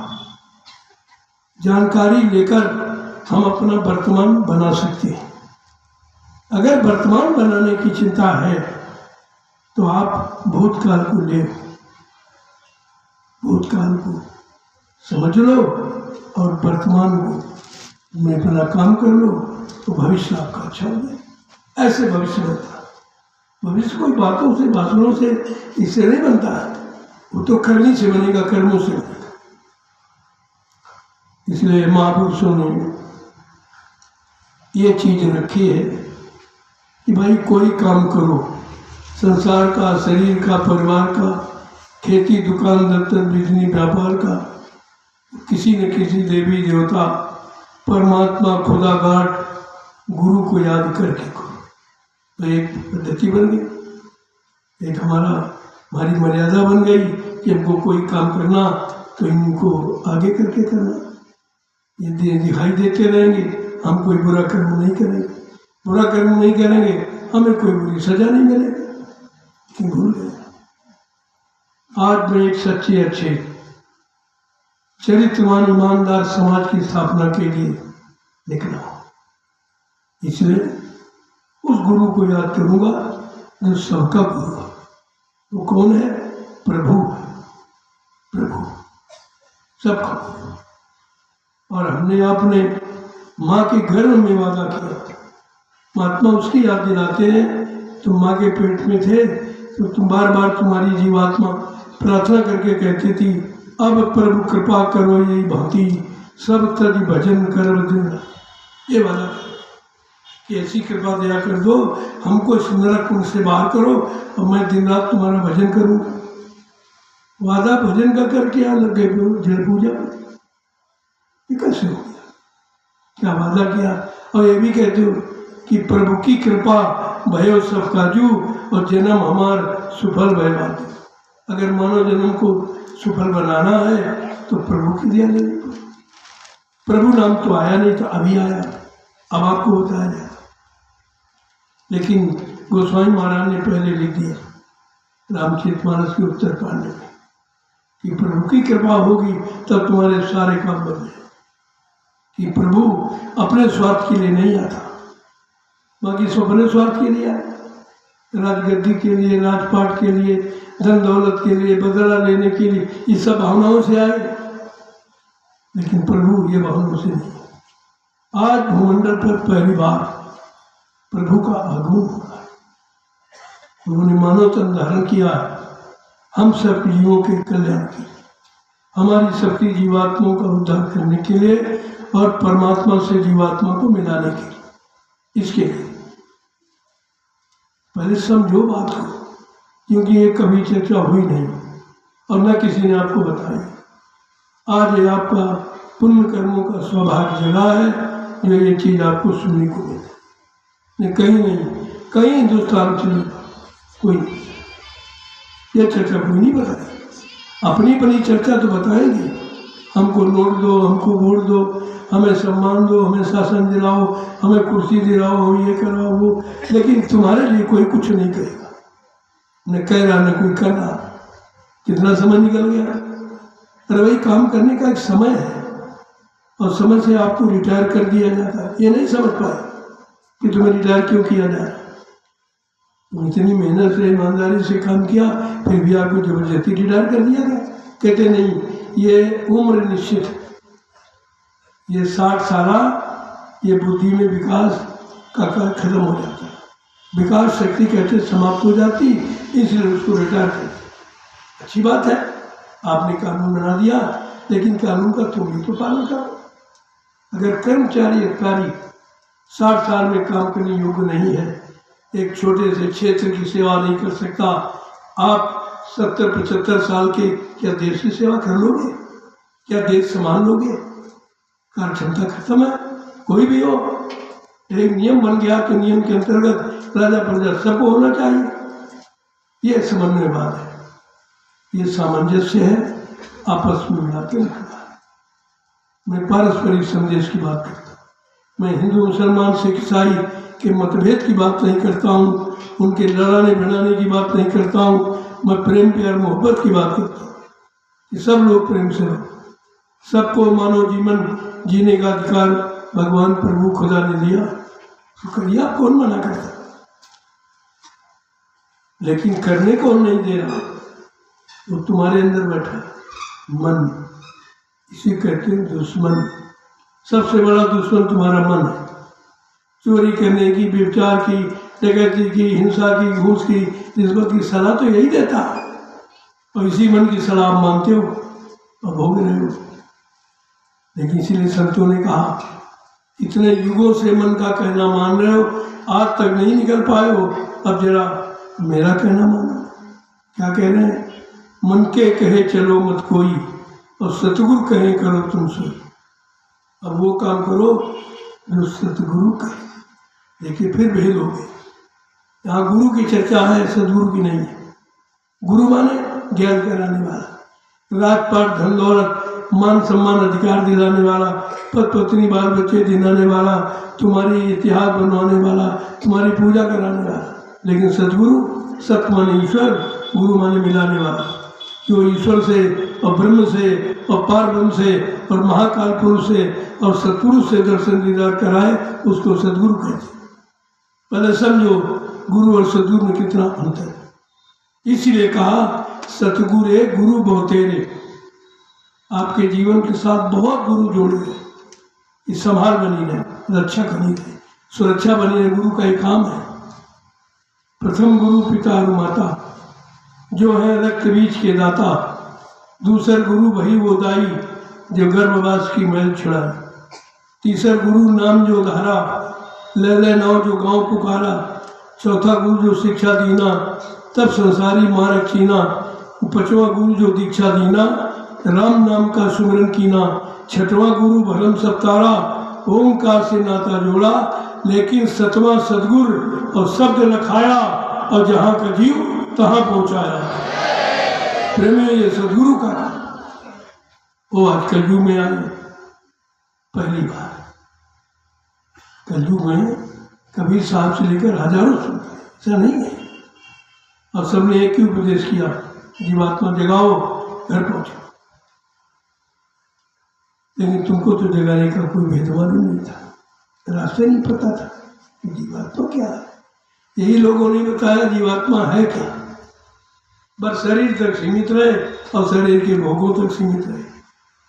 केवल मानव शरीर का कर्म आपको क्या बताया गया? आहार निद्रा भय मैथुनस्य, खाना पीना सोना, कमाना, मलमूत्र त्याग करना, आल औलाद बच्चे पैदा करना। क्या इसके अलावा कोई शिक्षा मिली है? ये तो सारे जीव करते हैं। पशु भी भोजन करता, पशु के बच्चे होते। तो तुम्हारे और पशु पक्षी में अंतर क्या है? तुमको ये इसलिए नहीं दिया। अगर उसे कमाई कराना होता तुम्हारे से तो उसके पास कितने शरीर हैं, घोड़ा है, खच्चर है, गधा है, बैल, रात दिन कमाता, इसी में आपको जन्म दे देता। लेकिन मानो अनमोल शरीर आपको नहीं देता। अगर उसे बाल बच्चे ही पैदा कराने होते तो दो जिस शरीर ऐसे हैं, एक कुत्ता और सुअर, एक बार में 7-7, 8 बच्चे पैदा करता, उसी में आपको जन्म दे देता। लेकिन मानव अनमोल शरीर आपको नहीं देता। विचार करो कि परमात्मा ने शरीर क्यों दिया। ये पंचभौतिक शरीर, चित्त जल पावक गंगन समीरा, पंच तत्व या रचित शरीरा, परमात्मा ने, खुदा ने अपने हाथ से निर्मित किया इस शरीर। इसलिए ये शरीर नहीं है, ये उसकी रूह जीवात्मा का कवर है, खोल है, इसी में रहती है, ये खोल है। इसीलिए हम इसकी संभाल करते हैं कि हमारी जीवात्मा सुरक्षित रहे। भाई कवर की सोचा नहीं करो, बीमार हो गया दवा दे दी, सर्दी गर्मी से बचाने के लिए मोटा महीन कपड़ा पहन लिया, झोपड़ी मकान बना लिया, ये सब करते हैं आप। इसलिए अपनी जीवात्मा की जितने ज़्यादा दिन शरीर निरोग रहेगा उतने ज़्यादा दिन आप भजन कर सको। और भजन ही जीवात्मा की खुराक है। वो रोटी दाल सब्जी नहीं खाती, उसका है आहार शब्द का। शब्द आहारी सूरत, शब्द का आहार करने वाले जीवात्मा। आप शब्द का आहार कहाँ दे रहे थे? क्योंकि शब्द मालूम नहीं था, शब्द ज्ञानी कोई आया नहीं था जो आपको शब्द का ज्ञान कराता। इसीलिए लिख दिया, शब्द पार की गुरु जो मिले तो सरदेवे भेद लगा। अगर शब्द की पारी करने वाला, जिसे आत्मज्ञान कहते हो आप, अगर वो आत्मज्ञानी है तो आपकी आत्मा को जगा देगा, परमात्मा से मिला देगा। एक काम उसका, यही तो हमें आपको खोजना था, लेकिन नहीं खोज पाए। तो ये शुभ काम के लिए अच्छा आपने समय निकाला, परिवार बाल बच्चों से आप आए हो। मेरा कोई उद्देश्य नहीं था, मैं तो जा रहा था, चलो चलते चलाते कुछ लोगों को एक चीज़ बता दूं, आगे समय खराब आ रहा, ये तो नहीं कहेंगे भाई किसी ने बताया नहीं था, क्योंकि मेरा कोई, मैं जानता हूँ तुम्हारी समझ में नहीं आएगा, तुम सहयोग की जगह असहयोग ही करोगे, ये भी मैं जानता हूँ। तो मैंने पूरे देश का भ्रमण किया, किसी ने सहयोग नहीं किया। ये नहीं करेंगे, वो नहीं करेंगे, ये नहीं करेंगे, वो नहीं करेंगे। हमने कहा यही धार्मिकता है। अरे तो धार्मिक सत्ता है देश में, कि धार्मिक सत्ताधारों का यही काम है कि धार्मिक व्यवस्था को बंद कराना। फिर बचेगा क्या? क्या बचेगा? क्या आपके पास बचेगा? सोचना चाहिए। ये तो बात में सोचेंगे कि मैं चला जाऊंगा, जब समय आएगा तब आप सोचेंगे कि पूरी बात सुन लेते तो शायद कुछ निष्कर्ष निकल आता, बचने बचाने की कोई युक्ति, कोई साधन मिल जाता। लेकिन फिर पछताए होता जब चिड़िया चुन गई थी, सारा समय निकल गया, पश्चाताप से कुछ नहीं होता। उस पर विचार करना चाहिए, आखिरकार ये हो क्या रहा। ये तो सबकी ये चीज है और सबको मिलनी चाहिए, और सबको मिलने का रास्ता मैं बताता हूँ, सबको मिले। लेकिन जब उस रास्ते पर आप चलना ही नहीं चाहते हो, रास्ते की जानकारी लेना नहीं चाहते हो, तो फिर हम उसमें क्या करें? फिर हम क्या करें? जैसा करोगे वैसा भरो आप, ये सब सामने आ जाएगा, देखते रहना। जिन जिन लोगों ने बाधाएं डाली, मैं पूरे देश में भ्रमण करके आया, आज उनका नामो निशान नहीं है, मिट गए, चले गए। क्योंकि इसे रोकने वाला रुक नहीं सकता, ठहर नहीं सकता, जीवित नहीं रह सकता, विकास नहीं कर सकता। धर्म हम सबकी एक धरोहर है, ये धरोहर है हम सब भारतवासियों की धर्म। लेकिन बेचारे धर्म को जानते नहीं, इनको क्या पता धर्म क्या होता है। इन्हें जानकारी होती तो थोड़ी कोई करता। अब जानकारी नहीं है तो जानकारी ले लेनी चाहिए, वो भी भाव नहीं है। अरे भाव होगा तभी भक्ति होगी, जब भक्ति होगी तभी शक्ति होगी, जब शक्ति होगी तो मुक्ति हो जाएगी आपकी। ऐसे मुक्ति थोड़ी करने से हो जाएगी। सब लोग प्रभु के पावन पवित्र नाम को बोलेंगे। पहले मैं बोलूँगा, इसके बाद आप। जय गुरुदेव नाम प्रभु का, जय गुरुदेव नाम प्रभु का, जय गुरुदेव नाम प्रभु का, प्रभु का प्यारा नाम। आपको आप में शंका हो गई होगी, शंका नहीं। हरि के 1000 नाम, करोड़ों नाम विष्णु भगवान के, अनंतों नाम परमात्मा के। अब जिस नाम से महात्मा खुश कर ले, ये तो महात्माओं का विषय है। जिस नाम से महात्मा उस परमात्मा को खुश कर ले, हमारा आपका काम उसी नाम से हो जाए। हमको अपने काम की चिंता होनी चाहिए कि हमारा काम कैसे होगा, हमारा उद्धार कैसे होगा, हमारी जीवात्मा का कल्याण कैसे होगा, भवसागर से पार कैसे जाएंगे, जन्म मरण से छुटकारा कैसे मिले, इसकी चिंता। उसकी चिंता नहीं हो, शंका और करते वजह से। शंका तो ही विनाश की जड़ है। अगर शंका परिवार में आ जाए तो भाई भाई में तुरंत बंटवारा करा देती, कितनी खराब। शंका अगर पत्नी के बीच आ जाए तो कोर्ट कचहरी मुकदमा अदालत तलाक करा देती। इसीलिए शंका से बचने के लिए त्रेता युग का इतिहास आपके सामने रखा था कि रावण को शंका हुई कि जो ऋषि उन्होंने नाम जगाया था राम नाम, कह रहा नहीं ये भगवान का नाम नहीं है और ये राम भी भगवान नहीं, बस इतनी शंका। इसी शंका में सोने की लंका चली, शंका में लंका खो बैठा और आपने अपने सदगुरु की शंका की तो दया खो दिया, दया हट गई। अब आप कहीं कर सकते हो, आपने दया हटाई है। दया मूल भी नहीं बिकती है, दया किराए पर नहीं मिलती है। वो तो दया तब महापुरुषों की मौज होगी तभी दया की बरसात होती है। आज ये अवसर है, दया है। जिन लोगों को जरूरत तो ले लेंगे, वो ले लेंगे, सब तो नहीं लेंगे। सबके संस्कार नहीं है, इतने अच्छे कर्म नहीं है कि आप सब लोग इसको ले लो, बड़ा मुश्किल। यही शराबत का कठिनाई, इस मार्ग के आने में बड़ी बाधा, बड़ी कठिनता है। एक तो है नहीं, दूसरी अगर आ जाए तो तुम्हारे समझ में नहीं आएगी, तुम नहीं समझ सकते। जब तुम अपने शरीर को नहीं समझ पाए हो तो दूसरे को क्या समझोगे? तुम आत्माओं को क्या पहचान लोगे? अपने को नहीं पहचान पाए कि तुम कहाँ से आए हो और कहाँ जाओगे, कुछ नहीं पता। इतना बड़ा ज्ञानी विज्ञानी हो, उससे पूछो कि भाई तुम कहाँ से आए हो, तो ये गाँव जिला शहर बताने लगेगा। तो नहीं भाई, ये शरीर तुम्हारा किसी योनि से आया, 484 लाख योनियाँ हैं, उनमें से किस शरीर से आया कोई जानकारी? कहते तो जानकारी। कल ये बताओ, अच्छा ये किसी इसके बाद जब समय पूरा हो जाएगा तब आप किस शरीर में जाएंगे? कल भी नहीं मालूम। तो मालूम क्या फिर? जब तुमको अपना आगा पीछा नहीं मालूम है तो तुम्हें पता ही क्या? इसको प्रेमी कहते अज्ञानता।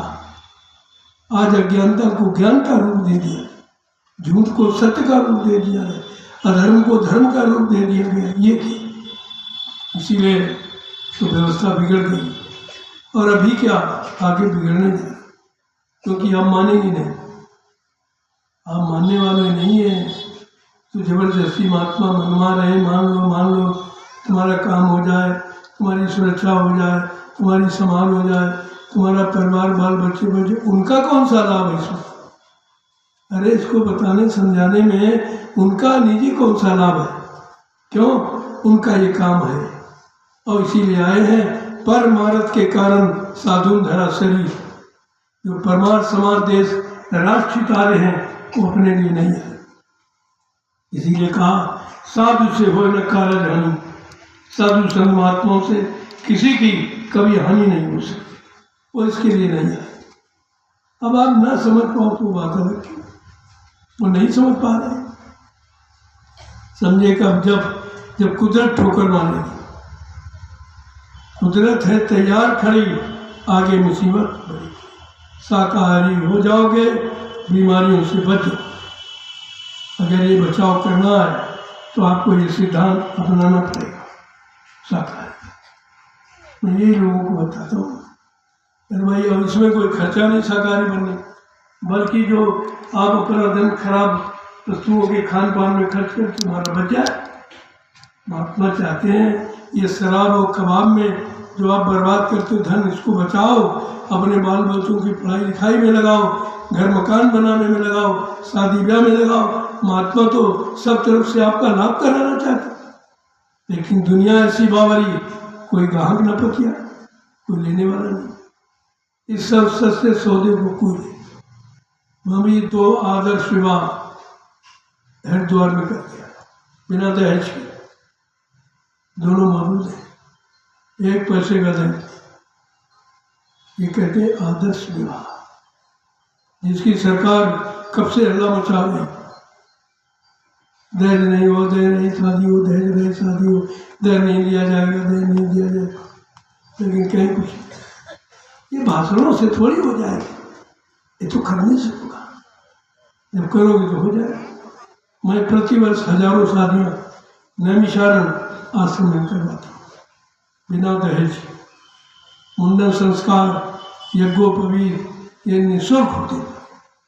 हमारे आवास, बिजली पानी, भोजन और दवाएं निःशुल्क होती, कोई पैसा नहीं लगेगा। ऐसे स्थान की जरूरत है। इसलिए मैंने नैमिष धाम में सतगुरु धाम की स्थापना की।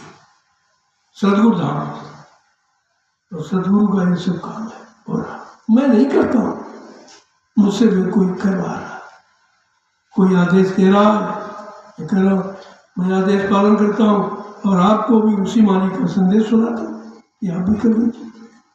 ऐसा कुछ नहीं, यहाँ किसी तरह की कोई शंका नहीं रखी, सारा बिल्कुल पर्दाफाश करके करता हूँ, क्योंकि हमें जरूरत नहीं। न मेरे नाम 1 इंच जमीन कहीं पाओगे, न 1 रुपया कहीं बैंक में पाओगे, न कोई मकान दुकान पाओगे। मैं झोपड़ी में रहता हूँ, झोपड़ी में मेरी पहचान है, झोपड़ी। मैं उसके दर्द को जानता हूँ, गरीबों के रह के देखा कि आखिरकार गरीब झोपड़ी में रह रहा, कैसा जीवन व्यतीत कर रहा है, कैसे कैसे कष्ट मुसीबत उठा रहा। जब देखेंगे तभी तो उसकी व्यवस्था करेंगे। तो देख लिया, सारा हिंदुस्तान घूम के देख, कर्मचारी अधिकारी क्या कर रहा है ये भी देख, राजा क्या कर रहा, प्रजा क्या कर रही, धर्माचार्य क्या कर, सब देख लिया। जब ले गया तब दूरदर्शी व्यवस्था का गठन किया। दूरदर्शी आएगी, धरा पर सतयुग आएगी, दूरदर्शी का ऐलान, स्वर्ग बनेगा हिंदुस्तान। दूरदर्शी का पैगाम हर बच्चे को देगी खबर। देखिए, पहले यह संकल्प है काम करने के पहले था। आपको तो सोचना चाहिए, विचार करना, क्या ऐसा कोई कह रहा, क्या ऐसा कोई करने का दावा कर रहा? मैं कर रहा हूँ। मैं भी प्रभु के बल पर, गुरु के बल पर नहीं, जिसने कहा है वो शक्ति देगा, वो अपना काम पूरा कराएगा। लेकिन जीव की बस की बात कहाँ है कि स्वयं से कुछ कर सकते। ये विचार हमें आपको करना चाहिए। जय गुरुदेव नाम प्रभु का। अब आप थोड़ा सत्संग सुन लीजिए, जो कभी जीवन में सुना नहीं और न कोई सुनाएगा। तुमको तो बीती हुई, बीते हुए समय सुनाए जा रहे। वो राजा ऐसा था, वो रानी ऐसी थी, वो इससे लड़ा, वो उससे लड़ा, इसने उसको मारा, उसको काटा। ये संदेश महात्मा नहीं देते। विनाशकारी बचाव नीति, सुरक्षा नीति, समाज नीति का संदेश देते।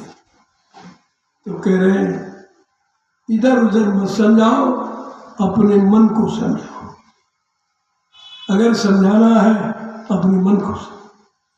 जितने भी काम करता मन का, अच्छे बुरे पाप सब, इसी को समझा लो, काम बन जाएगा। तो संतों ने कहा क्या, जरा सुन लीजिए आप। कि मन रे क्यों गुमान अब करना,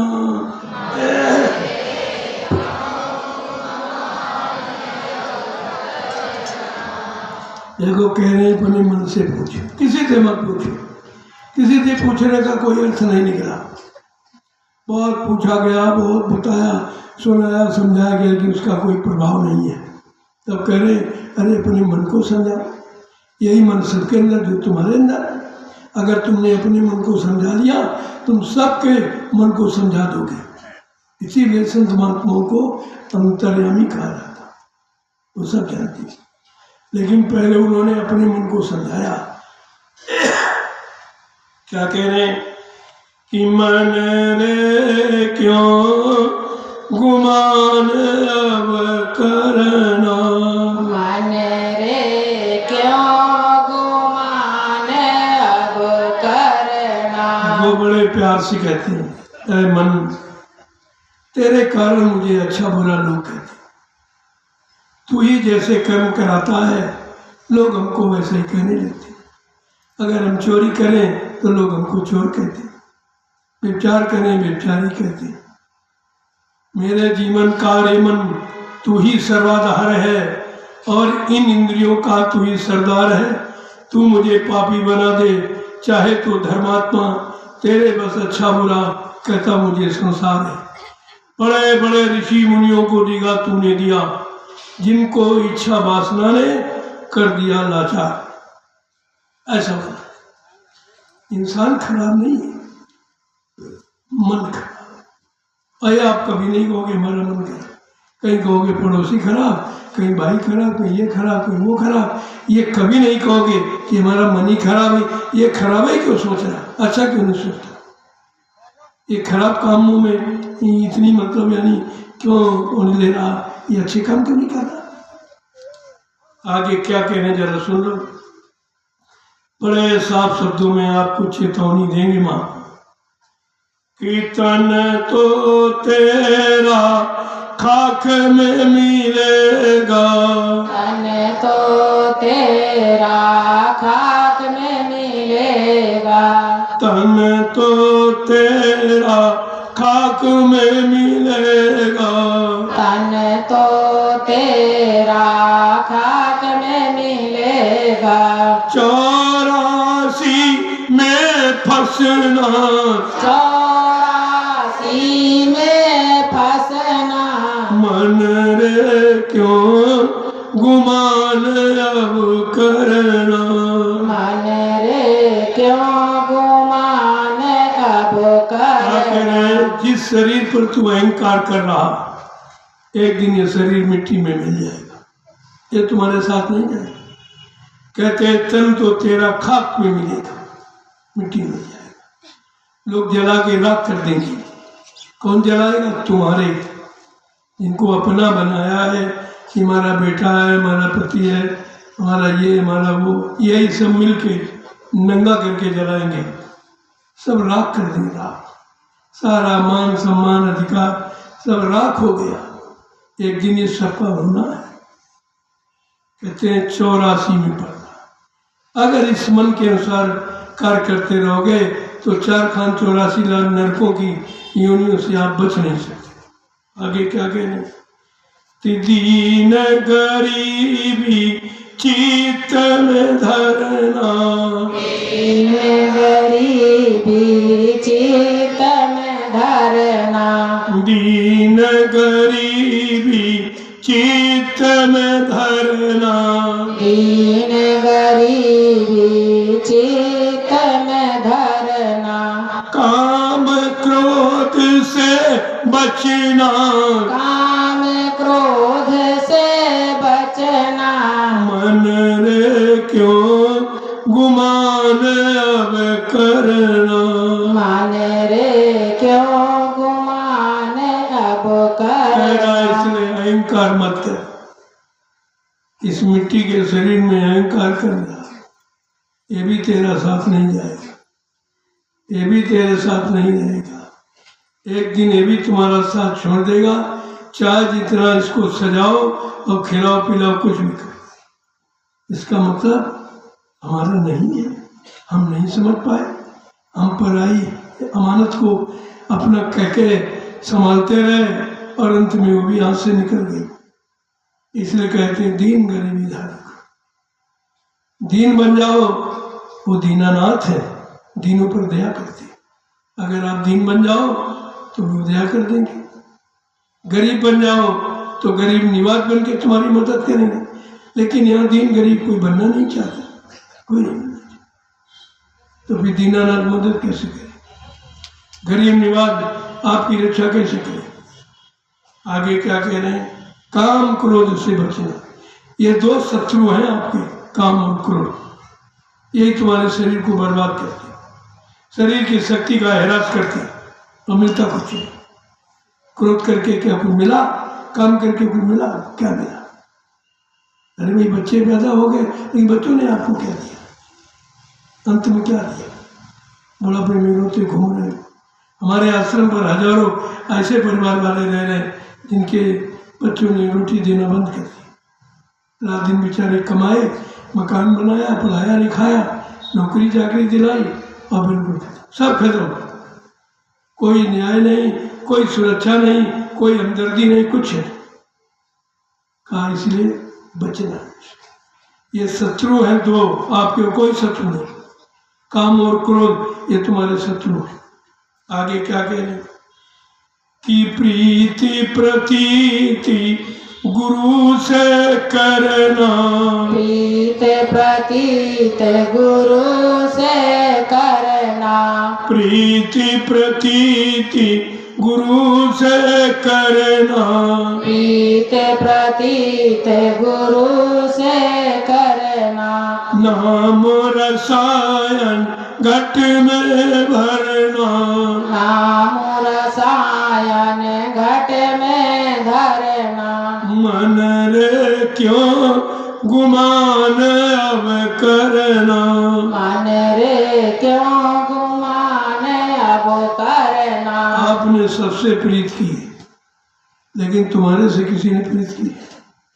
जब आए चलने का समय आया, कोई साथ नहीं, न पति पत्नी के साथ, न पत्नी पति के साथ गई, न भाई भाई के साथ गया, न बेटा बाप के साथ, न बाप बेटे के साथ गया, कोई नहीं गया, अकेला। क्यों? आप अकेले ही आए थे। ये साथी बना लिए हैं, ये बनाए गए हैं, तुम्हारे नहीं है। यही महात्मा आपको समझाते हैं, इनके बीच रहकर अपना काम बना लो। ये तुम्हारा कर्म कर जाए, कोई बेटा बन के आया, कोई बेटी बन के आया, कोई पति बन के आया, कोई पत्नी बन के आया, कोई भाई बाप बन के आ गया, ये सब कर्म कर जाए। धीरज से इसको चुकाओ, अपने घर की तैयारी करो, और ऐसी तैयारी करो फिर यहाँ कभी नहीं आए। क्यों? ये दुख का सागर है, सब दुखी।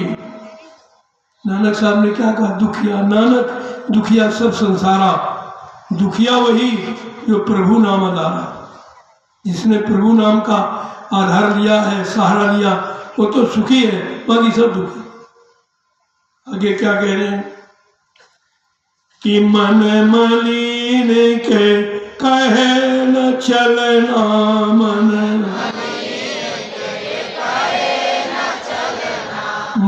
मलिन के कहे न चलना, मन मलिन के कहे न चलना, गुरु का वचन ये बीच रखना, गुरु का वचन ही बीच रखना, मन रे अब गुमान को करना, मन रे क्यों गुमान अब करना।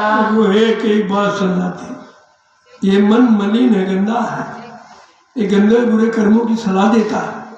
करा इसका कहना मत मानना, इसका कहना आपने माना और 3 युगों से फंसे पड़े, निकल नहीं पाए। क्या कह रहे हैं? गुरु का वचन ही है विस्तार। अपने हृदय में गुरु का वचन जो तुमको बचाने वाले हैं सब तरफ से, उन वचनों को जगह देना, बाकी और किसी की जगह मत देना। आगे क्या कह रहे हैं?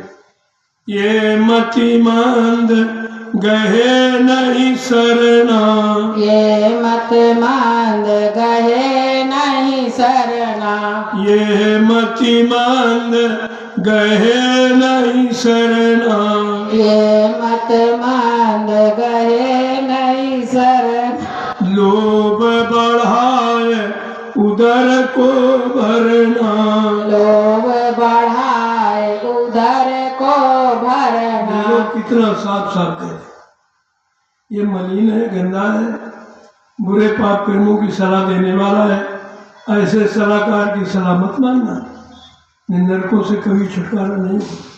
क्या कह रहे हैं? लोभ बढ़ा। तीसरा आ गया लोभ, काम क्रोध की स्थिति आपने देख ली, अब लोभ आ गया, लालच आ गया। कहा केवल किस लिए लालच करते हो? पेट भरने की। 2 रोटी सुबह, 2 रोटी शाम, से ज्यादा रात को नहीं मिलेगा। एक चारपाई की जगह 2 रोटी सुबह दे दो, बस इतना खर्चा। कर क्या रहे? कर क्या रहे? सारा जीवन किसी संचय में लगा दिया, जो संचय तुम्हारे साथ जाएगा नहीं। करोड़ों रुपए इकट्ठा कर लो, 1 पैसा लेके नहीं जा सकते। इतनी सख्त तलाशी होती है। धर्मराज दरबार में सबका झारा ली, सबकी तलाशी लेता कि हमारे देश से कुछ लिए तो नहीं जा रहे, कोई कर्म बुरा अच्छा जो किया वो बाकी तो नहीं रह गया। जब तक कर्मों की अदायगी नहीं होगी, हमारी आपकी जीवात्मा नहीं जा सकती। यही घेराबंदी है उसकी। आगे क्या कह रहे हैं कि तुम मानो मत इसका कहना, तुम मत मानो इसका कहना, तुम मानो मत इसका कहना, तुम मानो मत इसका कहना, इसके संग जगत बिछ गिरना, इसके संग जगत बीच गिरना। देखो कितना साफ कह, इस मन का कहा मत मानना, न कभी निकल नहीं पाओगे। ये मतिमंद है, ये अपना स्वार्थ भोगों की पूर्ति का सोचता करता है, आपका काम नहीं होने देगा। आपका काम मतलब आपकी जीवात्मा का। तुम कुछ नहीं, अगर पूछा जाए तुम कौन हो, क्या बताओ? नहीं बता सकते, कोई नहीं बता सकता। अगर हम पूछते हैं आप कौन है, तो कहीं जाति बताओगे, कहीं गांव बताओगे, कहीं डिग्री डिप्लोमा बताओगे। ये तुम नहीं हो, ये तो जड़ शरीर की उपमा है। आप क्या हैं? आप सिर्फ एक जीवात्मा हैं, जिसके निकल जाने पर ये शरीर बेकार हो जाता है, जिसकी रात दिन संभाल करके सब बेकार हो जाता है। जीवात्मा निकल जाएगी, धन भी बेकार, कर्म भी बेकार, और मतलब मन भी बेकार, और सामान भी बेकार। ये सब आपका जितना इंतजाम किया सब बेकार हो जाए।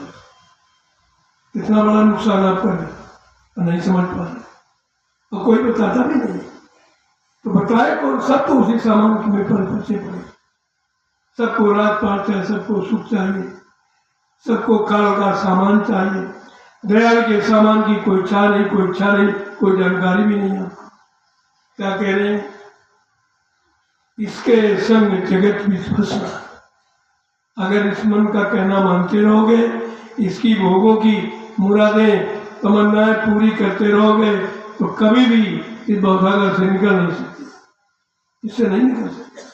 आगे क्या कह रहे हैं? इस मूर्ख को समझ पकड़ना, इस मूर्ख को समझ पकड़ना, इस मूर्ख को समझ पकड़ना, इस मूर्ख को समझ पकड़ना।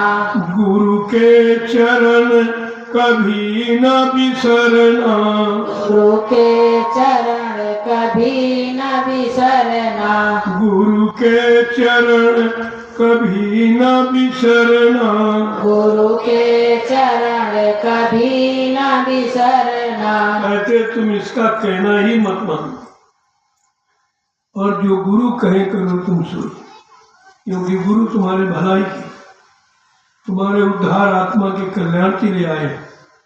वो रात पर धन दौलत मान सम्मान के लिए नहीं आए, उनका कहना। आगे क्या कहें? इस मूर्ख को समझ पकड़ना, इस मूर्ख को समझ पकड़ना। देखिए तुमने पैसा पकड़ा, बीवी बच्चे पकड़े, घर दुकान मकान पकड़ा, आपकी पकड़ गलत है, ये नहीं पकड़ है, ये तुम्हारे साथ नहीं जाएगी। जो पकड़े वो सब छीन लिया जाए, तुम्हारा बेटे सब छीन लेगा। क्या करना? ये जिंदे का सामान है, मुर्दे का नहीं। अब आप जिंदे नहीं हो, मुर्दे हो, लिहाजा इस घर में तुम रह भी नहीं सकते। इतनी मेहनत से आपने कहा 3 4 मंजिलें और तुम्हारे रहने के लिए कुछ चीजें कहते नहीं। घर के कहा सवारे काढ़ो ने भूत हो घर के, तो जल्दी करो, उसको शरीर निकाल बाहर करो घर से, कहीं भूत बन के न रह जाए। ये सम्मान आपका होगा। सम्मान को समझ लो। रात दिन जुटे पड़े हो, मिलना कुछ नहीं। तुम नंगे खाली हाथ आए थे, खाली हाथ जाओगे आप, न लाए थे न ले जाओगे, लेकिन जीवन तुम्हारा व्यर्थ में चला जा रहा और परवाह भी आपको कुछ। क्या कह रहे हैं कि गुरु का रूप नयन में धरना, गुरु का रूप नयन में धरना, गुरु का रूप नयन में धरना, गुरु का रूप नयन में धरना, सूरत सात से नभ पर चढ़ना, सूरत साध से नभ पर चढ़ना। देखो कितनी सारगर्भित बात है, सब नहीं जानते।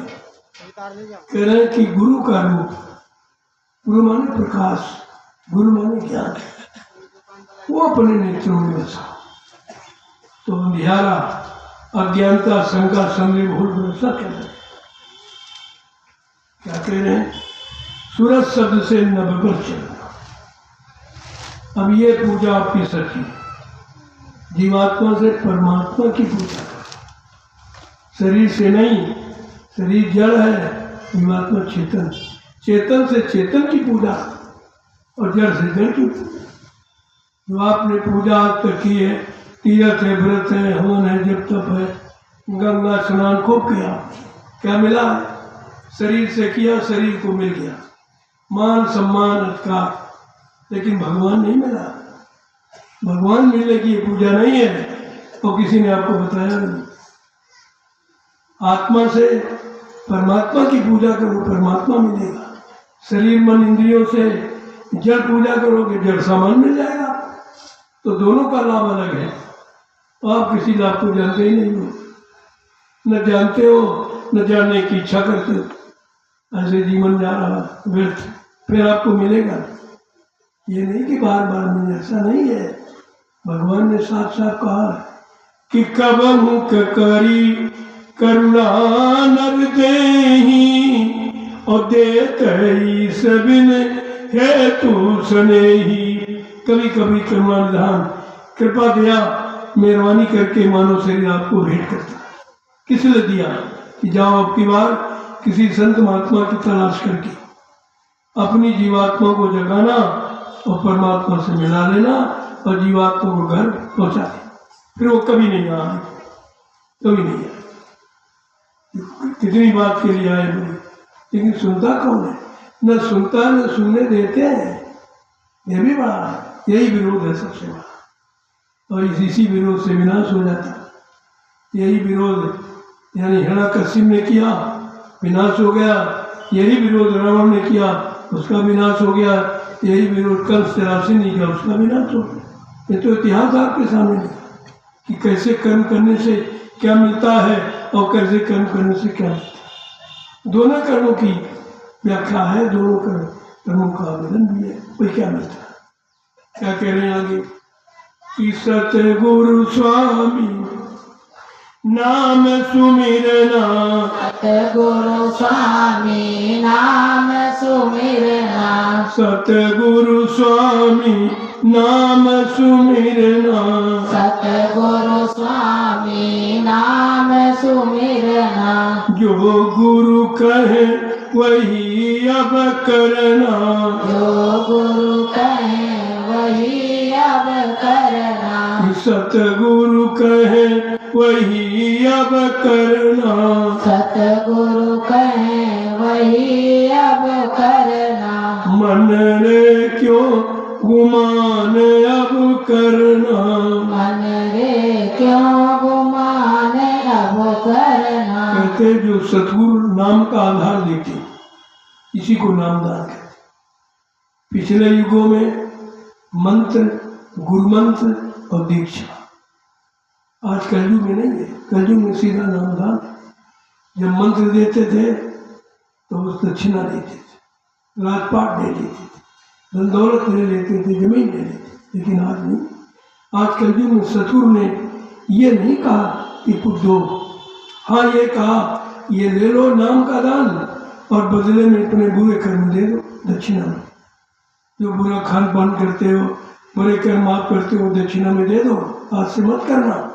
अरे ये नाम की दौलत ले जाओ, अपना खेती, दुकान, दफ्तर, बिजली या मजदूरी करते हुए, लेकिन सच्चाई, ईमानदारी, मेहनत करते हुए सुबह शाम एक एक घंटे इसी मनुष्य शरीर में ये मंदिर है और ये मूर्ति यहाँ, ये दोनों आंखों के मध्य परमात्मा की मूर्ति यहाँ, उस मंदिर में नहीं। इसमें वही पत्थर वाले में तो पत्थर के खरीद के आप ले आए। ये परमात्मा ने अपनी मूर्ति, जिसे जीवात्मा कहते हो, यहाँ पर बैठा और यहाँ पर इशारा दिया कि चंदन लगाते पुरुष, मैंने बिंदी लगाती। ये इशारा चिन्ह है ये। और कहते ये तुम्हारा सुहाग है, यानी तुम्हारे सुंदर भाग्य का समय यहीं से उदय हो। यहाँ का गुरु ढूंढो। यहाँ के गुरु को सदगुरु कहते और यहाँ के गुरु को गुरु कहते। ये मन का घाट है, ये जीवात्मा का, दोनों का अलग अलग। लेकिन नहीं, अब तुम मन से पूजा करते हो कि जीवात्मा से करते? मन से, इंद्रियों से जो पूजा, तीर्थ, व्रत, दान, हवन, जप, गंगा स्नान किया, उसका फल क्या? या शरीर को। और जो जीवात्मा से परमात्मा का भजन करोगे वो ऊपर है, वो अपने घर पहुंचाएगा। अब आपको यहाँ रहना कि घर जाना, ये निर्णय लेना। यही निर्णय अभी तक आप नहीं ले पाए। बेचारे सब जन्मते मरते, जन्मते मरते, लाने की तरह समय गुजर गया। कितनी बार आप आए, जन्म दिए, कितनी बार मरे, फिर जन्म लिया, फिर मर गए। ये सिलसिला कभी टूटेगा। इसीलिए संतों ने कहा अगर जन्म मरण से छुटकारा चाहते हो तो नाम का आधार पकड़ो, क्योंकि नाम लोग शब्द लोग पकड़कर सारी जीवात्माएं सत्यलोक से मृत्युलोक में उतारी गई थी। वो काल ने छीन लिया आपका नाम लो। अब आपका आधार खत्म हो गया, अब तुम फंसे पड़े हो। कहा जब तक कोई नाम वेदी, शब्द वेदी, सब सद्गुरु नहीं आएगा, नाम को जगाएगा, सिद्ध नहीं करेगा, तब तक जीवात्माओं का कल्याण नहीं होगा। तब ये प्रभु नाम कलयुग में लाया।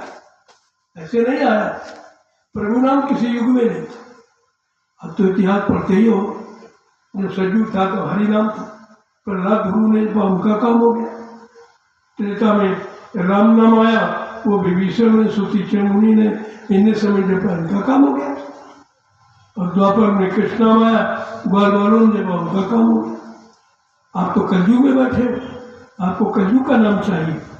ये हर युग की नाम की मतलब यानी आधार रहा हर युग। तब ये जय गुरुदेव नाम लाया।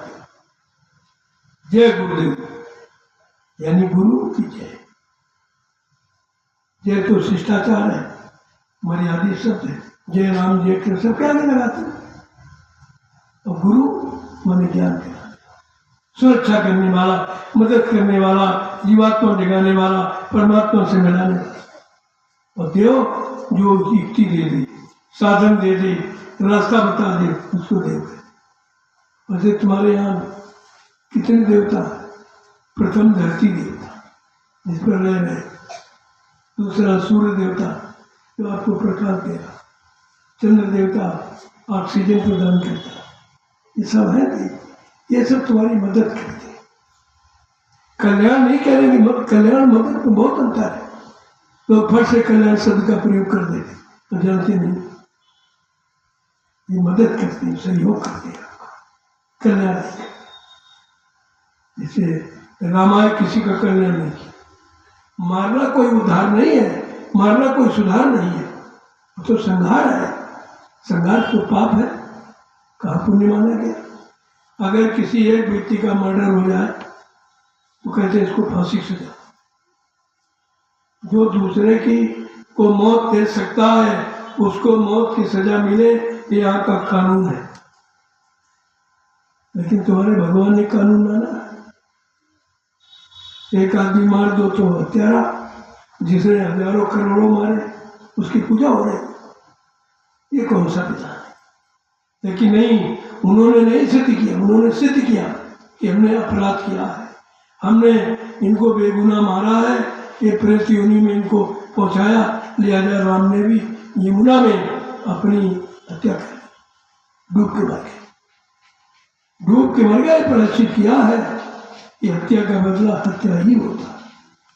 और ये कृष्ण ने महाभारत को करा दिया, करोड़ों को मरवा दिया। अंत में बहली ने बाण मारा, वो भी मर गए, वो भी मर गए, नहीं बचा अपने आप को। इसलिए प्रेमियों, कर्म का भोग तुम मिलता ही है। कर्म कर्जा मत ला दो, कर्म कर्जा कोई तुम्हारा निपटा नहीं सकता। तो इस समय कर्म कर्जों की बाढ़ आई, तब पूरे कर्म ही करते, न अच्छा कर्म करते हैं न करने देते हैं। दोनों बातें, वो करने भी नहीं देते। तब दुनिया ये धार्मिक देश है, या धर्म के लिए परमिशन बता रहे। ये धर्म के लिए कौन परमिशन है? धार्मिक देश है, धार्मिक सत्ता है। राम ने धर्म की स्थापना के लिए क्या परमिशन किससे से लिया था? कृष्ण ने धर्म की यानी मतलब स्थापना के लिए क्या कोई कर दिया? क्या आज भी कोई चोरी करने वाला, डकैती डालने वाला, हत्या करने वाला, निपटार करने वाला, रिश्वत लेने देने वाला कोई परमिशन लेता है? कैसा करना? ये धार्मिक देश है। जरा डरो, भय करो प्रभु से कि धार्मिक देश है। धर्म के लिए भगवान को रावण से लड़ाई लड़नी पड़ी, धर्म के लिए कृष्ण को महाभारत करना पड़ा। लेकिन आज कल युग में धर्म लोप है, किसी के अंदर नहीं है, धर्म का भाव ही नहीं। अब बताओ कितना बड़ा संघार होना चाहिए, लेकिन नहीं। कलयुग में संत पधारे, संत दयालु होते, वो संघार नहीं करते, सुधार करते। लेकिन उनकी सुधार नीति कैसी है? वैचारिक क्रांति। ये वैचारिक क्रांति का बिल्कुल लेकर चला। सारे हिंदुस्तान में वैचारिक क्रांति का बिल्कुल बजा रहा हूँ। इसकी जरूरत है, इसकी आवश्यकता है। जिसकी आवश्यकता है न तुम्हें मालूम है न कोई बताता। अपनी अपनी आवश्यकताओं की पूर्ति सभी तुमसे कर रहे, तुम्हारी कौन करेगा? क्या कभी सोचा आपने बैठे? अपनी बुद्धि से कभी सोचा कि तुम्हारी मदद कौन करे?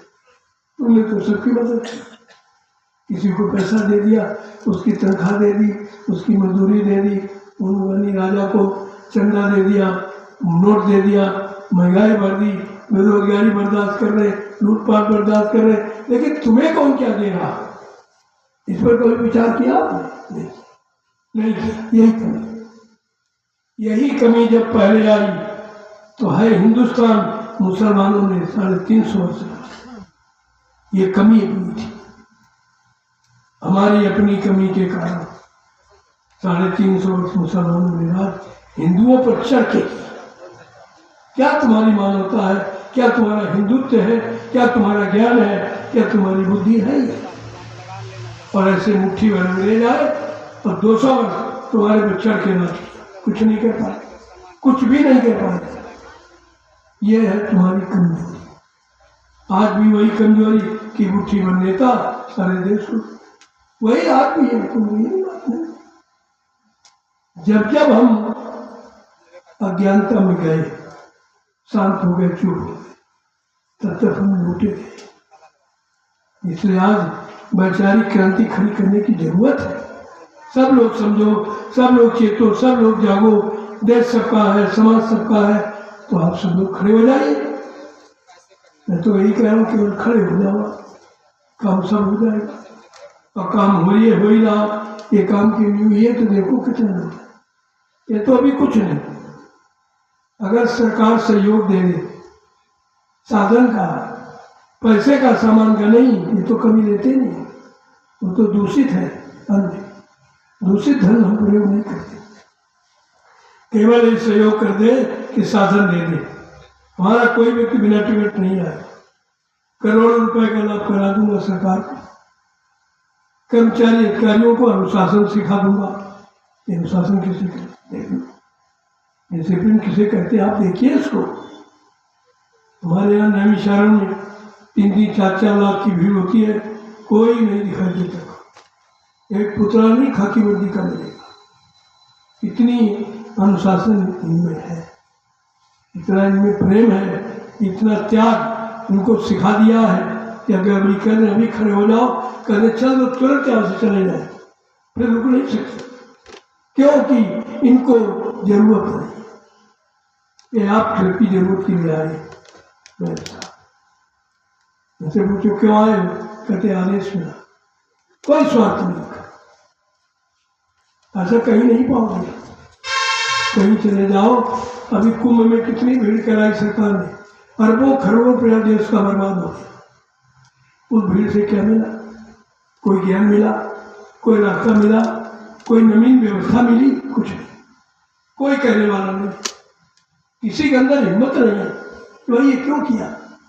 और कितने जल में मरवा दिए, पानी में डूब के मर गए, कितने वहाँ दुर्घटनाएं हो, कुछ धक्के में मर गए, कितने अग्नि में जल के मर गए, इतने जीव ये प्रेत योनि में चले गए, इसलिए प्रेतियों का दबदबा। आप मुश्किल से चल पाओगे, थोड़ा समय गुजर जाने दीजिए, इतनी दुर्घटनाएं हो रही हैं, इतनी हिंसाएं हत्याएं हो रही हैं, ये सब प्रेत योनि में हो जाए, प्रेत योनि ही चलेगी, आप सड़क पर चल नहीं पाएंगे। देख लीजिए, अभी समय गुजरने दो, अगर नहीं माने ये सब होगा जो आपको बताया जा रहा, ये सब करके दिखाया जाएगा। यहाँ भाषण स्पीच मत समझ रहा, ये चेतावनी है कि आगे ये होने जा रहा, आप सचेत हो, आपके लिए अच्छा है। नहीं करोगे तो तुम जानो तुम्हारा काम है। महात्माओं का काम समझाने, बताने का, चेताने का, जगाने का, होश में लाके खड़ा करने का है, वो काम आपके साथ होगा। बाकी यहाँ कुछ नहीं, यहाँ कुछ भी नहीं होता।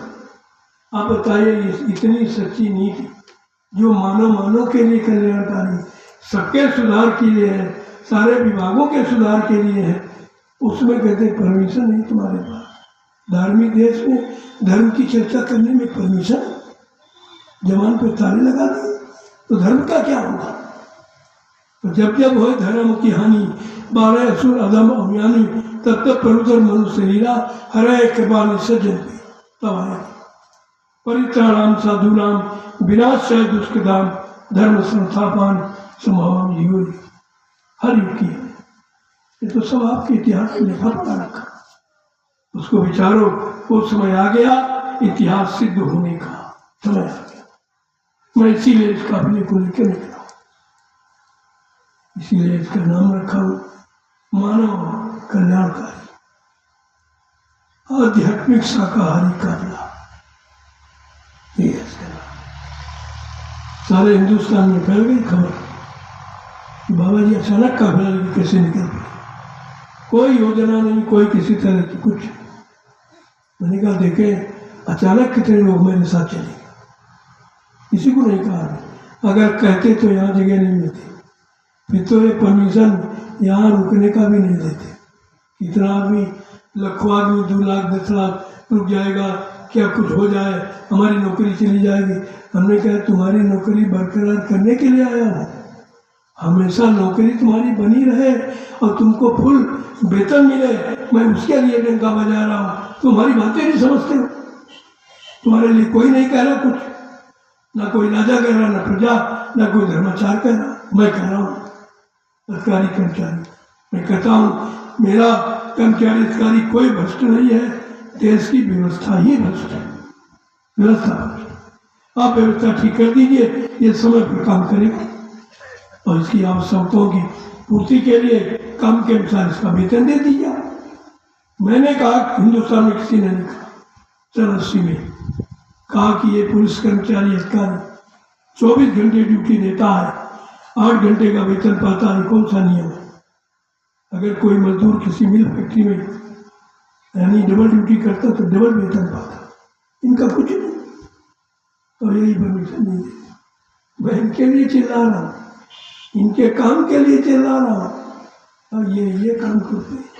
तो इनकी समझ में भी आई नहीं कि हमें क्या करना, क्या नहीं करना, किस काम की रोकथाम करना, किस काम को बढ़ावा देना है जिससे देश का समाज का कल्याण हो जाए और साथ साथ में हम सबका कल्याण हो जाए। इन्हें पता नहीं कुछ ये, क्योंकि ऐसा कोई आया नहीं। अगर किसी राजनीतिक पार्टी का इतना होता तो तब कितना नुकसान हो जाता, तो रोडें जाम हो जाती, मेरा आदमी एक लाइन में चलेगा, आधा रोड खाली कर। ये अनुशासन है। और किसी की दुकान पर कोई सामान नहीं खरीद लेगा तो पैसे तुरंत दिया, उदाहरण। कोई बिना टिकट नहीं आएगा। क्यों? मैंने कह रखा कि राष्ट्रीय संपत्ति का दुरुपयोग करने वाला राष्ट्रभक्त कभी नहीं हो सकता, कभी राष्ट्रभक्त नहीं हो सकता। यह ऐसी शिक्षा नहीं है। फिर पाबंदी किस बात? जहाँ झगड़ा होने का डर, लूटपाट होने का डर है और कोई किसी निंदा आलोचना बुराई करता है, उसके लिए रोकथाम लगी है, न कि धर्म की विशुद्ध चर्चा, मानव कल्याण हित की चर्चा।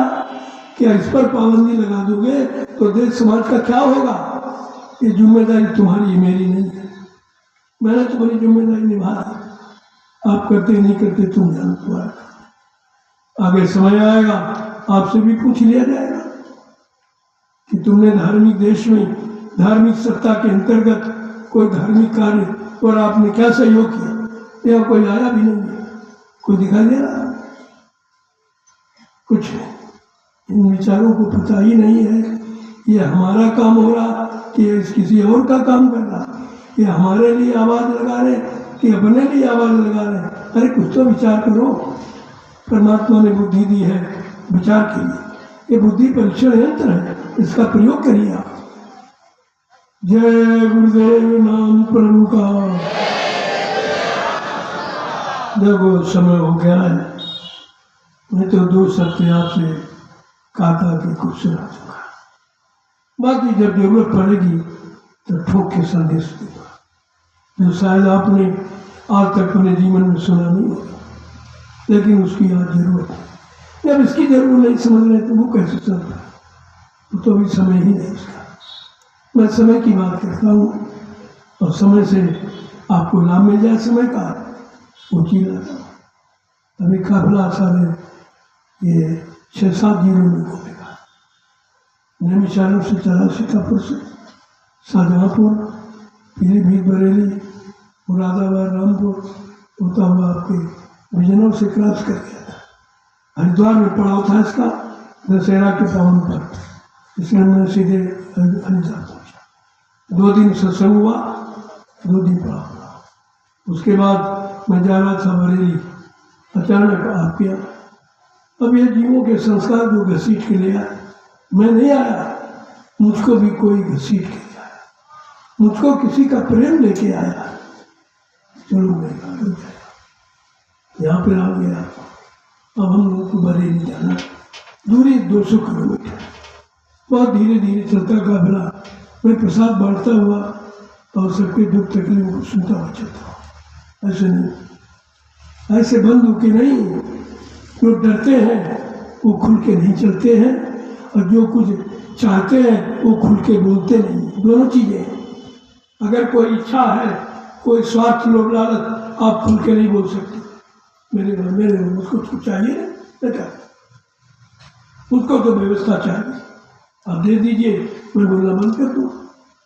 व्यवस्था की मांग है और कोई व्यवस्था के अंतर्गत देश के सारे लोग हैं, उसमें हिंदू मुसलमान का झगड़ा नहीं है, सबके लिए, सबके लिए व्यवस्था की मांग है कि ऐसी व्यवस्था बना दो सब लोग अपना अपना काम सच्चाई, ईमानदारी, मेहनत से करें और शाम और सुबह भगवान का भजन करें, खुदा की इबादत करें।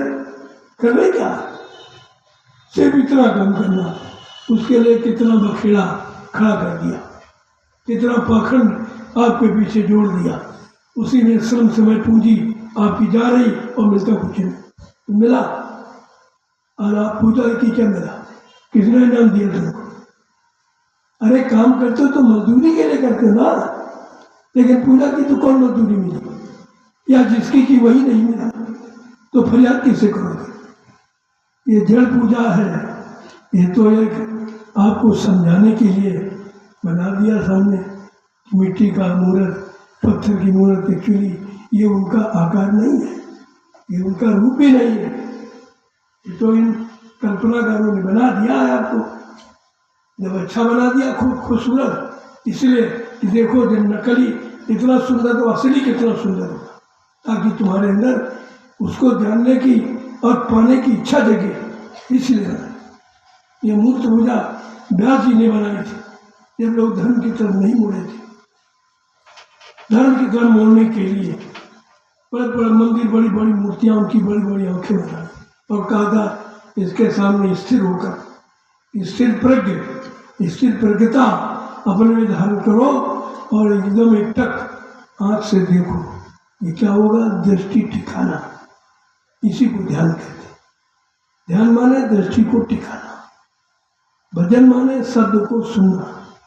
जो आकाशवाणी, ब्रह्मवाणी, अनहद वाणी, ईश्वरवाणी और जिसके मुसलमान फकीरों ने कलमा और आयत कहा, ये 24 घंटे ये आवाज़ तुम्हारी मनुष्य मंदिर इसी जिस्मानी मस्जिद में हो रही। लेकिन सुनाई कैसे दे? कान बंद है। दिखाई कैसे दे? आँख बंद है। आपने एक आँख एक कान सबको दिया है आत्मा में, वो सबको उसी को दिव्य दृष्टि कहते हैं और सबके पास है। लेकिन दिव्य दृष्टि खोलने वाला गुरु, सदगुरु चाहिए, वो मिलेगा तो खोल देगा, आपका काम हो जाएगा। उसी की आपको शिक्षा दी जा रही, उसी की प्रेरणा दी जा रही, उन्हीं की बात सुनने के लिए आपको प्रेरित किया जा रहा। जय गुरुदेव, नाम प्रभु का। प्रभु का। जरा खड़े हो जाओ आप लोग। तो उनको कितनी देर अभी है खड़े होने, जितनी देर तुम्हारे खड़े होने पर उतनी देर सती होने में, उतना बाकी देर है यहाँ कुछ नहीं है। सब मसाला बना के तैयार कर दिया गया। आपको जिस दिन उसके काबिल देखा जाएगा पर से आपको दे दिया जाएगा। लेकिन काबिलियत का पता कैसे चले? कहते परीक्षा। परीक्षा के बगैर कोई विद्यार्थी कितना होशियार हो अपनी योग्यता नहीं बता सकता। वो परीक्षा परीक्षा पर माने दूसरे की इच्छा पर निर्भर, आप पर नहीं। अब परीक्षा देने के काबिल कोई नहीं हो, किसकी परीक्षा दी? सब तो झूठ में, सब पाखंड में, मतलब यानी सब हिंसा, हत्या, सब गंदे खान पान में बंदे फंसे पड़े हैं। बताओ किसको सौंप दिया जाए? ये व्यवस्था का ताज किसके सिर पर बांध दिया जाए? यही तो विचारने विषय है। इसी विचार के लिए निकला हूँ कि कितनी जल्दी यह संदेश लोगों के अंदर पहुँचे, लोग अंदर से सुधार करें, उनका काम हो जाए तो सबके काम की बात है। लेकिन समझोगे तो जय गुरुदेव, नाम प्रभु का।